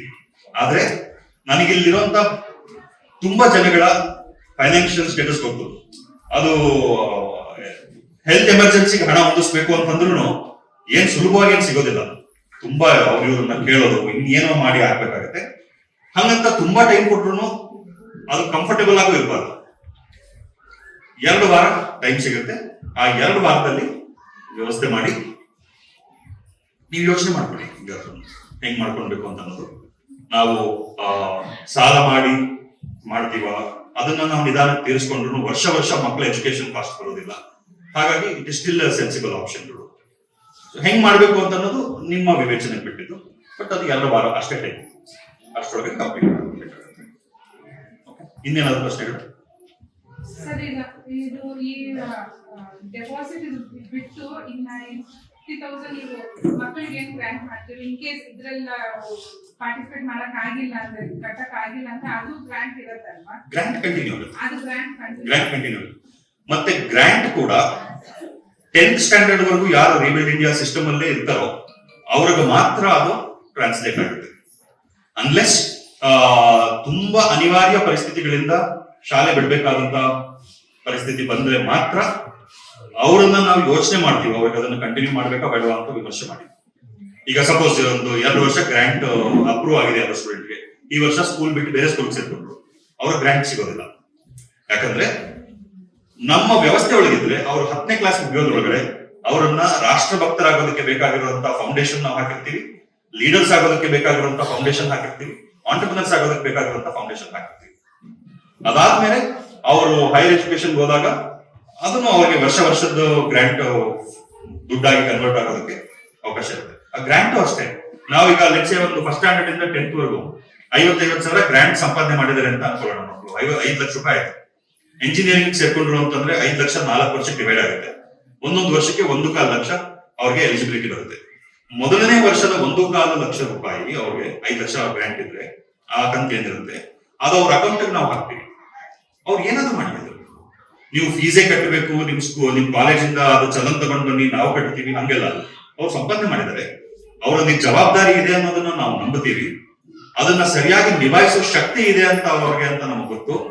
ನಮ್ಮ ಮಕ್ಕಳು ಅವ್ರ ಅಕೌಂಟ್ ನಾವು ಹಾಕ್ತೀವಿ. ಅವ್ರ ಗಾಡಿ ತಗೊಂತಾರ, ಮೊಬೈಲ್ ತಗೊಂತಾರ, ಲ್ಯಾಪ್ಟಾಪ್ ತಗೊಂತಾರ, ಅಥವಾ ಫೀಸ್ ಕಟ್ತಾರ, ಬುಕ್ಸ್ ತಗೊಂತಾರ, ಅದು ಅವ್ರ ವಿವೇಚನೆಗೆ ಬಿಟ್ಟಿದ್ದು. ನಮ್ಮ ವಿಶ್ವಾಸ ಏನು ಅಂತಂದ್ರೆ ನಮ್ಮ ವ್ಯವಸ್ಥೆ ಒಳಗಡೆ ಬೆಳೆದಿರುವಂತಹ ಮಕ್ಕಳಲ್ಲಿ ಜವಾಬ್ದಾರಿ ಇರುತ್ತೆ, ವಿವೇಚನೆ ಇರುತ್ತೆ, ಏನ್ ಸರಿ ಏನ್ ತಪ್ಪು ಅನ್ನೋದನ್ನ ಯೋಚನೆ ಮಾಡೋ ಶಕ್ತಿ ಇರುತ್ತೆ. ಅದು ನನ್ನ ಕಾನ್ಫಿಡೆನ್ಸ್. ಸೊ ಗ್ರಾಂಟ್ ಅದನ್ನು ಆಸ್ ಇಟ್ ಇಸ್ ಕಂಟಿನ್ಯೂ ಆಗುತ್ತೆ. ಮಾರ್ಕ್ಸ್ ಇಷ್ಟು ಪರ್ಸೆಂಟೇಜ್ ತಗೋಬೇಕು, ಅಷ್ಟು ಪರ್ಸೆಂಟೇಜ್ ತಗೊಂಡು ಇದು ಮಾಡಿದ್ರೆ ಮಾತ್ರ ಗ್ರಾಂಟ್ ಹೈಯರ್ ಎಜುಕೇಶನ್. ಈಗ ಅವರು 10th ಅಲ್ಲೇ ಡಿಸಿಷನ್ ತಗೋಬೇಕು ಅಂತ ಹೇಳಿದ್ರಿ, ಸೆಕೆಂಡ್ PU ಇಷ್ಟು ತಗೋಬೇಕು ಅಂತ ಹೇಳಿದ್ರಲ್ಲ, ಅದು ಇನ್ ಕೇಸ್ ಅವರು ತಗೊಳಕ್ ಆಗಿಲ್ಲ ಆವಾಗ ಅದು ಗ್ರಾಂಟ್ ಟ್ರಾನ್ಸ್ಲೇಟ್ ಆಗೋದಕ್ಕೆ ವರ್ಷದಿಂದ ವರ್ಷಕ್ಕೆ ಏನು ಕಂಡೀಷನ್ಸ್ ಇರುತ್ತೋ ಸ್ಕೂಲಲ್ಲಿ ಅದು ನಡೀತಾ ಹೋಗುತ್ತೆ. ಯಾವ್ದು ಗ್ರಾಂಟ್ ಸ್ಯಾಂಕ್ಷನ್ ಆಗುತ್ತೆ ಅದನ್ನ ಅವರು ಫಂಡ್ ಆಗಿ ಟ್ರಾನ್ಸ್ಲೇಟ್ ಮಾಡ್ಕೊಳ್ಳೋದಕ್ಕೆ ಅವರು ಡಿಗ್ರಿ ಮಾಡುವಾಗ ಕಂಡೀಷನ್ಸ್ ಇರುತ್ತೆ. ಈಗ ಸಿಂಪಲ್ ಕಂಡೀಷನ್ ಹೇಳೋದಾದ್ರೆ ಡಿಗ್ರಿ ಸೇರ್ಕೊಂಡ್ರು ಅಂತ ಅನ್ಕೊಳ್ಳೋಣ, ಇಂಜಿನಿಯರಿಂಗ್ ಸೇರ್ಕೊಂಡ್ರು, ಫಸ್ಟ್ ಕ್ಲಾಸ್ ಅಲ್ಲಿ ಪಾಸ್ ಆಗ್ಬೇಕು ಅಥವಾ ಡಿಸ್ಟಿಂಕ್ಷನ್ ಅಲ್ಲಿ ಪಾಸ್, ಫಸ್ಟ್ ಕ್ಲಾಸ್ ಇಂದ ಮೇಲಿರ್ಬೇಕು ಪಾಸ್ ಆಗ್ಬೇಕು. ಬ್ಯಾಕ್ಲಾಗ್ ಇದ್ರೆ ಮುಂದಿನ ವರ್ಷದ ಗ್ರಾಂಟ್ ವಾಶ್ ಔಟ್. 1 ಸಬ್ಜೆಕ್ಟ್ ಅಲ್ಲೋ 2 ಸಬ್ಜೆಕ್ಟ್ ಅಲ್ಲೋ ಫೇಲ್ ಆದ್ರೆ ಮುಂದಿನ ವರ್ಷದ ಗ್ರಾಂಟ್ ವಾಶ್ ಔಟ್. ನೆಟ್ ಪ್ರತಿದಿನ ಮಾಡೋ ಕೆಲಸ ಮಾಡಿದ್ರೆ ಫೇಲ್ ಆಗಲ್ಲ. ಫೇಲ್ ಆದ್ರೆ ನಮಗೆ ಕೊಡುವಂತ ಯಾವುದೇ ಬಾಧ್ಯತೆ ಇಲ್ಲ. ಮತ್ತೆ ರಾಷ್ಟ್ರಕ್ಕೋಸ್ಕರ ಮಾಡುವಂತ ಕೆಲವು ಕಂಡೀಷನ್ಸ್ ಇರುತ್ತೆ. ಅವ್ರ ಕಾಲೇಜಲ್ಲಿ ಒಂದು ರಿಬೇಲ್ ಇಂಡಿಯಾ ಲೀಡರ್ಶಿಪ್ ಕ್ಲಬ್ ಶುರು ಮಾಡಬೇಕು, ಒಂದ್ ಸ್ವಲ್ಪ ಜನಗಳನ್ನ ಸೇರಿಸ್ಕೊಂಡು ಅಲ್ಲಿ ಏನೋ ಒಂದಷ್ಟು ಸಮಾಜಕ್ಕೆ ಉಪಯೋಗ ಆಗುವಂತ ಕೆಲಸಗಳನ್ನ ಮಾಡಬೇಕು. ವರ್ಷದಲ್ಲಿ 2 ಸರ್ತಿ ಲೀಡರ್ಶಿಪ್ ಕನ್ವೆನ್ಷನ್ ಮಾಡ್ತೀವಿ ನಾವು. ಹೈಯರ್ ಎಜುಕೇಶನ್ ಮಕ್ಕಳಲ್ಲಿ ಬಂದ್ಮೇಲೆ 2 ದಿನಗಳ ಲೀಡರ್ಶಿಪ್ ಕನ್ವೆನ್ಷನ್ ವರ್ಷದಲ್ಲಿ 2 ಸಲ ಮಾಡ್ತೀವಿ. ಅಟ್ಲೀಸ್ಟ್ ಒಂದು ಕನ್ವೆನ್ಷನ್ ಆದ್ರೂ ಅಟೆಂಡ್ ಮಾಡಬೇಕು, ಟ್ರೈನಿಂಗ್. ಇಷ್ಟೊಂದು ಮಾಡ್ಕೊಂಡು ಮುಂದಕ್ಕೆ ಹೋಗುತ್ತೆ. ಮಿಕ್ಕಿದೆಲ್ಲ ಮಾಡ್ಬೋದು, ಫೇಲ್ ಆದ್ರೆ ಮಾತ್ರ ಫುಲ್ ಹೊಟ್ಟೋಗೋದಿಲ್ಲ. ಈಗ ಮೊದಲನೇ ವರ್ಷ ಕೊಟ್ಬಿಡ್ತೀವಿ ನಾವು, ಸೆಕೆಂಡ್ PUC ಮೊದಲನೇ ವರ್ಷ ಸೇರಿದಾಗ ಕೊಟ್ವಿ. 2ನೇ ವರ್ಷಕ್ಕೆ ಗ್ರಾಂಟ್ ಸ್ಯಾಂಕ್ಷನ್ ಆಗ್ಬೇಕು ಅಂತಂದ್ರೆ ಮೊದಲನೇ ವರ್ಷದ ಕಂಡೀಷನ್ ಫುಲ್ಫಿಲ್ ಆಗ್ಬೇಕು. ಒಂದ್ ಸಬ್ಜೆಕ್ಟ್ ಬ್ಯಾಕ್ಲಾಗ್ ಆಗೋಯ್ತು, 2ನೇ ವರ್ಷದ ಸಿಗೋದಿಲ್ಲ. 2ನೇ ವರ್ಷ ಸರಿಯಾಗಿ ಕೆಲಸ ಮಾಡಿ ಅವ್ರು ಸರಿಯಾಗಿ ಎಲಿಜಿಬಿಲಿಟಿ ಮತ್ತೆ ತಗೊಂಡ್ರೆ 3ನೇ ವರ್ಷದ ಸಿಗುತ್ತೆ. 3ನೇ ವರ್ಷದ್ದು ಸಿಗುವಾಗ 2ನೇ ವರ್ಷದ್ದು ಸೇರಿಸಿ ಬರೋದಿಲ್ಲ, ಹೋಯ್ತದ. ಹೀಗೆ ಬೇಸಿಕಲಿ ಹಣದ ಸಹಾಯ ಮಾಡಬೇಕು ಅನ್ನೋ ಉತ್ಸಾಹ ನಮಗಿಲ್ಲ, ಸುಮ್ಮನೆ ಎಲ್ಲ ಹಣ ಹಂಚಬೇಕು ಅನ್ನೋ ಉತ್ಸಾಹ ನಮಗಿಲ್ಲ. ಹಣದ ರೂಪದಲ್ಲಿ ಸಮಾಜ ಸಹಾಯ ಮಾಡಬೇಕು, ಅವಕಾಶ ಕೊಡಬೇಕು ಅಂತಂದ್ರೆ ಶ್ರಮದ ರೂಪದಲ್ಲಿ ಕಮಿಟ್ಮೆಂಟ್ ಅನ್ನ ನಿರೀಕ್ಷೆ ಮಾಡ್ತೀವಿ. ಸ್ಕೂಲ್ ಟೈಮಲ್ಲಿ ಪೇರೆಂಟ್ಸಿನ ಶ್ರಮ, ಏನಕ್ಕೆ ಶ್ರಮ? ನನಗೋಸ್ಕರ ಏನ್ ಮಾಡಬೇಡಿ, ನಿಮ್ಮ ಪರಿಸ್ಥಿತಿಯನ್ನ ಸಮಾಜದಲ್ಲಿ ಒಂದು ಮಟ್ಟ ತಲುಪೋದಕ್ಕೆ ಬೇಕಾಗಿರುವಂತ ಕಮಿಟ್ಮೆಂಟ್ ಶ್ರಮ, ಅದು ಕಮಿಟ್ಮೆಂಟ್. ಯಾಕಂದ್ರೆ ನೀವು ಅದನ್ನ ಮಾಡೋದ್ರಿಂದ ನನಗೆ ಬೇಕಾಗಿರೋದಾಗುತ್ತೆ, ಮಕ್ಳಿಗೆ ಏನಾಗಬೇಕು ಅದಾಗುತ್ತೆ, ಸಪೋರ್ಟ್ ಸಿಗುತ್ತೆ. ಮಕ್ಕಳಿಗೆ ಗ್ರಾಂಟ್ ಏನ್ ಕೊಡ್ತಾ ಇದೀವಿ ಅದನ್ನ ಉಳಿಸ್ಕೊಳ್ಳೋದಕ್ಕೆ ಮಕ್ಕಳು ಕೆಲಸ ಮಾಡ್ಬೇಕು. ಸ್ಕೂಲಲ್ಲಿ ಅವ್ರು ಬೇಕಾದಂಗೆ ಅವ್ರಿಗೆ ಇಷ್ಟ ಬಂದಂಗೆಲ್ಲ ಇದ್ರೆ ಅವ್ರಿಗೆ ಹೈಯರ್ ಎಜುಕೇಶನ್ ನನಗೆ ಸಹಾಯ ಮಾಡಿ. ಯಾವ ತರ ಇರ್ಬೇಕು ಅಂತ ಹೇಳ್ತೀವಿ ಆ ತರ ಇದ್ರೆ ಅವ್ರಿಗೆ ಹೈಯರ್ ಎಜುಕೇಶನ್ ನಾವು ಸಪೋರ್ಟ್ ಮಾಡ್ತೀವಿ. ಅವಾಗ್ಲೂ ಅಷ್ಟೇ ಅವ್ರು ಸರಿಯಾಗಿ ನಡ್ಕೊಂಡು ಹೋಗ್ಬೇಕು. ನನ್ನ ಚಾಲೆಂಜ್ ಏನಂತಂದ್ರೆ, ಯಾವ ಮಕ್ಕಳು 50,000 ಪ್ರತಿ ವರ್ಷ ಗ್ರಾಂಟ್ ಅನ್ನ ಸಂಪಾದನೆ ಮಾಡ್ತಾರೋ ಮತ್ತೆ ಅವ್ರ ಕಾಲೇಜಿಗೆ ಹೋದಾಗ ₹1 ಕಟ್ಟಾಗದಲ್ಲೇ ಸಂಪೂರ್ಣವಾಗಿ ಬಳಸ್ಕೊಂತಾರೋ ಅಂತ ಮಕ್ಕಳು ಪ್ರಪಂಚದ ಮಟ್ಟಕ್ಕೆ ಗುರುತಿಸ್ಕೊಳ್ಳುವಂತ ನಾಯಕರಾಗಿ ಬೆಳೀತಾರೆ ಅನ್ನೋದು ನನ್ನ ಕಮಿಟ್ಮೆಂಟ್, ನನ್ನ ಚಾಲೆಂಜ್ ಆಗುತ್ತೆ. ಸೊ ಪೇರೆಂಟ್ಸ್ ಇದ್ರ ಬಗ್ಗೆ ಗೊತ್ತಿರ್ಬೇಕು. ನೀವು ಇರುವಾಗ ನಮ್ದು ರೆಡ್ ಫ್ಲಾಗ್ ಸಿಸ್ಟಮ್ ಏನು, ಅದನ್ನ ಯಾಕೆ ರೆಡ್ ಫ್ಲಾಗ್ ತಗೊಳ್ಳದಿರೋ ಮಕ್ಕಳನ್ನ ನಾವು ಮೋಟಿವೇಟ್ ಮಾಡಬೇಕು. ಸುಮ್ನೆ ನಾವು ಹೇಳ್ಬಿಟ್ಟು ರೆಡ್ ಫ್ಲಾಗ್ ಅಂತಂದ್ರೆ ಅದಕ್ಕೆ ಜನ ಬೈಕೊಳ್ತಾರೆ, ಮಾಡಕ್ ಕೆಲಸ ಅವರಿಗೆ. ಬಟ್ ಫ್ರೀ ಎಜುಕೇಶನ್ ಮಾಡುವಾಗ ನನಗದು ಅವಕಾಶ, ಎಲ್ಲರಿಗೂ ಅದನ್ನ ಅರ್ಥ ಮಾಡಿಸಿ ಎಲ್ಲರೂ ಅದ್ರ ಜೊತೆಗೆ ಕೈ ಜೋಡಿಸುವಂತ ಕೆಲಸ. ಸುಮ್ಮನೆ ಏನ್ ಪ್ರಯೋಜನ ಇಲ್ಲ. ನಾವು ಯಾವಾಗ ಈಗಿನ್ನ ನಾನು ಇನ್ನೊಂದು ಅನೌನ್ಸ್ಮೆಂಟ್ ಮಾಡಿಬಿಡ್ತೀನಿ, ಇದು ಒಂದೇ ಶಾಲೆ ಅಲ್ಲ, 4 ಹಂತಗಳಲ್ಲಿ ಶಿಕ್ಷಣವನ್ನ ಫ್ರೀ ಮಾಡಬೇಕು. ಕೆಳ ಮಧ್ಯಮ ವರ್ಗ ಮತ್ತೆ ಕೆಳವರ್ಗದ ಜನಗಳ ಮಕ್ಕಳಿಗೆ ಇರುವುದು ಕೆಲಸ ನಡೀತಾ ಇದೆ. ಸೊ ನಾನು ಇಷ್ಟನ್ನು ಮಾಡೋದಕ್ಕೆ ಸಮಾಜದಿಂದ ಸುಮಾರು 300 ರಿಂದ 400 ಕೋಟಿ ರೂಪಾಯಿಯಷ್ಟು ಹಣ ಸಂಗ್ರಹ ಮಾಡಬೇಕು. ಈ ಸ್ಕೂಲ್ ಇನ್ನೊಂದು 3-4 ವರ್ಷದೊಳಗಡೆ ಸಂಪೂರ್ಣವಾಗಿ ಫ್ರೀ ಸ್ಕೂಲ್ ಆಗಿ ಕನ್ವರ್ಟ್ ಆಗಬೇಕು. ಸೊ ಫೀಸ್ ಕೊಟ್ಟು ಬರುವಂತವ್ರನ್ನ ಸ್ಟಾಪ್ ಮಾಡ್ತಾ ಹೋಗ್ಬೇಕು. ಕಮಿಟ್ಮೆಂಟ್ ಇರುವಂತಹ ಫ್ಯಾಮಿಲಿಗಳನ್ನ ಮಾತ್ರ ಹೊಸದಾಗಿ ಜೋಡಿಸ್ಕೊಳ್ತಾ ಹೋಗ್ಬೇಕು. ಇರೋರಂತವರಲ್ಲಿ ಫೀಸ್ ಕೊಟ್ಟು ಹೋಗ್ತಾ ಇರೋರು, ಫೀಸ್ ಕೊಡ್ತಾ ಇರೋರನ್ನು ಕೂಡ ಎಲ್ಲ ಕಂಡೀಷನ್ಸ್ಗೂ ಅವರು ಕರೆಕ್ಟ್ ಆಗಿ ಫಾಲೋ ಮಾಡಬೇಕು. ಇಲ್ಲ ಅಂತಂದ್ರೆ ಅವರನ್ನ ಸ್ಕೂಲಿಂದ ಕಳಿಸ್ಬೇಕು. ಇದು ಆಗುತ್ತೆ ಮುಂದಿನ 3-4 ವರ್ಷದಲ್ಲಿ. ಸೊ ಎಂಟೈರ್ ಸ್ಕೂಲಲ್ಲಿರುವಂತ ಎಲ್ಲಾ ಪೇರೆಂಟ್ಸ್, ಎಲ್ಲಾ ಮಕ್ಕಳು ಏಳಿಗೆ ಕಡೆಗೆ ಗಮನ ಕೊಡುವಂತವ್ರು ಇರ್ತಾರೆ. ಇದಾದ್ಮೇಲೆ ಹೋಗ್ತಾ ಹೋಗ್ತಾ ಮುಂದಿನ ಹಂತದಲ್ಲಿ ಕೆಳ ಮಧ್ಯಮ ವರ್ಗ ಮತ್ತೆ ಕೆಳವರ್ಗದ ಮಕ್ಕಳನ್ನ ಫುಲ್ಲಿ ರೆಸಿಡೆನ್ಷಿಯಲ್ PU ಕಾಲೇಜ್, 2 ವರ್ಷ completely residential PU college, only focus ಡಾಕ್ಟರ್ಗಳನ್ನ ತಯಾರು ಮಾಡೋದಕ್ಕೆ, ಅಂದ್ರೆ ಮೆಡಿಕಲ್ ಎಂಟ್ರೆನ್ಸ್ ಎಕ್ಸಾಮ್ಗೆ ಟ್ರೈನಿಂಗ್ ಮಾಡೋದಕ್ಕೆ. ಅದು ಕಂಪ್ಲೀಟ್ಲಿ ಫ್ರೀ ಇರುತ್ತೆ. ಇಡೀ ರಾಜ್ಯದಿಂದ ಮಕ್ಕಳನ್ನ ಹುಡುಕಿ ತೆಗೆದು 2 ವರ್ಷ ಅವರಿಗೆ ಅಕಾಮಿಡೇಷನ್ ಕೊಟ್ಟು, ಫುಡ್ ಕೊಟ್ಟು, ಎಜುಕೇಶನ್ ಕೊಟ್ಟು, ಎಲ್ಲಾ ಮಕ್ಕಳು ಗವರ್ಮೆಂಟ್ ಮೆಡಿಕಲ್ ಕಾಲೇಜ್ಗಳಲ್ಲಿ ಸೀಟ್ ತಗೊಳ್ಳೋ ತರ ಅವ್ರ ಟ್ರೈನಿಂಗ್ ಮಾಡೋದು. ಈಗ ನಾನು ಮೇಘಾಲಯದಲ್ಲಿ ಅದೇ ಮಾಡ್ತಿರೋದು. ಇಡೀ ರಾಜ್ಯದಲ್ಲಿ 50 ಜನ ಮಕ್ಕಳನ್ನ ಸೆಲೆಕ್ಟ್ ಮಾಡಿದೀವಿ. ಆ 50 ಜನ ಮಕ್ಕಳಿಗೆ 300 ದಿನ ಒಂದೇ ವರ್ಷ ಟ್ರೈನಿಂಗ್ ಮಾಡಿ ಆ 50 ಜನಕ್ಕೆ ಮೆಡಿಕಲ್ ಸೀಟ್ ಸಿಗೋಂಗೆ ಮಾಡಬೇಕು. ಇಡೀ ದೇಶದಲ್ಲಿ ಬೇರೆ ಬೇರೆ ಕೋಚಿಂಗ್ ನವರೆಲ್ಲರನ್ನು ಆಪರ್ಚುನಿಟಿಗೆ ಅಪ್ಲೈ ಮಾಡಿದ್ರು. ಸರ್ಕಾರ ಎಲ್ಲರ ಪದ್ಧತಿಗಳನ್ನ ವಿಮರ್ಶೆ ಮಾಡಿ ಅದರ ಜವಾಬ್ದಾರಿ ನನಗೆ ಕೊಟ್ಟಿದೆ. 1000 ಕೋಟಿ ವ್ಯಾಪಾರ ಮಾಡುವಂತವ್ರು ಅಪ್ಲೈ ಮಾಡಿದ್ರು. ಸೊ ಅದಾಗಬೇಕು. 3ನೇ ಸಂಸ್ಥೆ ನಾವು ಕೆಲಸ ಮಾಡ್ತಾ ಇರೋದು PUC ಮತ್ತೆ ಡಿಗ್ರಿ ಕಾಲೇಜ್, 5 ವರ್ಷದ ಕಂಪ್ಲೀಟ್ ಫ್ರೀ ಎಜುಕೇಶನ್. ಆರ್ಟ್ಸ್ ಮಾತ್ರ, ಸೈನ್ಸ್ ಕಾಮರ್ಸ್ ಇರಲ್ಲ, ಆರ್ಟ್ಸ್ ಮಾತ್ರ. ಈ 5 ವರ್ಷದಲ್ಲಿ ಅವರಿಗೆ PUC ಮತ್ತೆ ಡಿಗ್ರಿ ಮಾಡುವಾಗ ಸಿವಿಲ್ ಸರ್ವಿಸಸ್ಗೆ ಟ್ರೈನಿಂಗ್ ಮಾಡೋದು. ಅಂದ್ರೆ IAS, IPS, IFS ಆಫೀಸರ್ಸ್ ಆಗುವಂತವ್ರು, ತಹಸೀಲ್ದಾರ್ ಆಗುವಂತವ್ರು, ಪೊಲೀಸ್ ಆಫೀಸರ್ಸ್ ಆಗೋದಕ್ಕೆ ಬೇಕಾಗಿರುವಂತ ಟ್ರೈನಿಂಗ್ ಅದನ್ನ ಮಾಡಿ ಸರ್ಕಾರದ ಒಳಗಡೆಯಿಂದ ಕೆಳಮಟ್ಟದಿಂದ ಬಂದಿರುವಂತಹ ಜನಗಳು ಹೋಗ್ಬೇಕು. ಕರಪ್ಟ್ ಆಗಬಾರ್ದು, ದೇಶವನ್ನು ಪ್ರಾಮಾಣಿಕವಾಗಿ ನಡೆಸುವಂತ ಅಧಿಕಾರಿಗಳನ್ನು ತಯಾರು ಮಾಡುವಂತ 3ನೇ ಇನ್ಸ್ಟಿಟ್ಯೂಷನ್ ಅದು. 4ನೇದು 6ನೇ ಕ್ಲಾಸ್ ಇಂದ 12ನೇ ಕ್ಲಾಸ್ ವರೆಗೂ, 6th ಇಂದ 12th ವರೆಗೂ 7 ವರ್ಷದ ಗುರುಕುಲ. ಆ 7 ವರ್ಷದ ಗುರುಕುಲದಲ್ಲಿ ಯಾರೆಲ್ಲ ಮಕ್ಕಳು ಬಂದು ಟ್ರೈನಿಂಗ್ ಆಗ್ತಾರೋ ಅವರುಗಳನ್ನ ಉದ್ದೇಶ ಏನು ಅಂತಂದ್ರೆ ಫೋಕಸ್ ಪ್ರಪಂಚದ ಮಟ್ಟದ ನಾಯಕರು ಮತ್ತು ಉದ್ಯಮಿಗಳನ್ನಾಗಿ ಮಾಡೋದಕ್ಕೆ ಬೇಕಾಗಿರುವಂತಹ ಟ್ರೈನಿಂಗ್. ಸೊ ಇಷ್ಟು ನನ್ನ ಇಡೀ ಜೀವನದ ವಿವೇಕಾನಂದರಿಗೋಸ್ಕರ ಮಾಡುವಂತ ಕೆಲಸ. ಸೊ ಇನ್ನೊಂದು 20-30 ವರ್ಷಗಳಲ್ಲಿ ಇದಿಷ್ಟು ಸಾಕಾರ ಆದ್ರೆ, ಇದಿಷ್ಟು ಆಗೋದಕ್ಕೆ ನಡ್ಸ್ಕೊಂಡು ಹೋಗ್ಬೇಕು. ನಡ್ಸ್ಕೊಂಡು ಹೋದ್ರೆ ಆಗ್ಬೋದು. ನನ್ನಿಂದ ಎಷ್ಟು ಕೆಲಸ ಆಗ್ಬೇಕು ಅಂತ ಬೇರೆ ಕಡೆ ಡಿಸಿಷನ್ ಆಗುತ್ತೆ. ನಾನು ಅದಕ್ಕೊಂದು ಟೂಲ್, ಆ ಒಂದು ಟೂಲ್ ಆಗಿ ಒಂದು ನಿಮಿತ್ತ ಆಗಿ ಏನೆಲ್ಲ ನಡ್ಸ್ಕೊಂಡು ಹೋಗ್ಬೇಕು ನಡ್ಸ್ಕೊಂಡು ಹೋಗ್ತಾರೆ. ಇಷ್ಟು ಸಾಧ್ಯ ಆಗೋದಾದ್ರೆ ನನ್ನ ಜೀವನದ ಕೆಲಸ ಮುಗೀತು ಅಂತ ಅಷ್ಟೇ. ಸೊ ಅದರಲ್ಲಿ ಇದು ಒಂದು ಬಹಳ ಇಂಪಾರ್ಟೆಂಟ್. ಇದೆಲ್ಲ ಇವತ್ತು ಇದೆಲ್ಲ ಯಾರಿದ್ದೀರಾ, ಇದರಲ್ಲಿ ಯಾರು ಕೈ ಜೋಡಿಸ್ತೀರಾ? ಈ ಕಥೆಗಳನ್ನ ಹೇಳೋದಕ್ಕೆ ನಾವು ನಮ್ಮ ಮಕ್ಕಳು ಅಷ್ಟೇ. ನಾನು ಮಕ್ಕಳಿಗೆ ಯಾವಾಗಲೂ ಹೇಳ್ತೀನಿ, ಒಟ್ಟಾಗಿ ನಾವೆಲ್ಲ ಸೇರಿ ಭಾರತದ ಪುನರ್ ನಿರ್ಮಾಣ ಮಾಡೋಣ. Together we will rebuild India.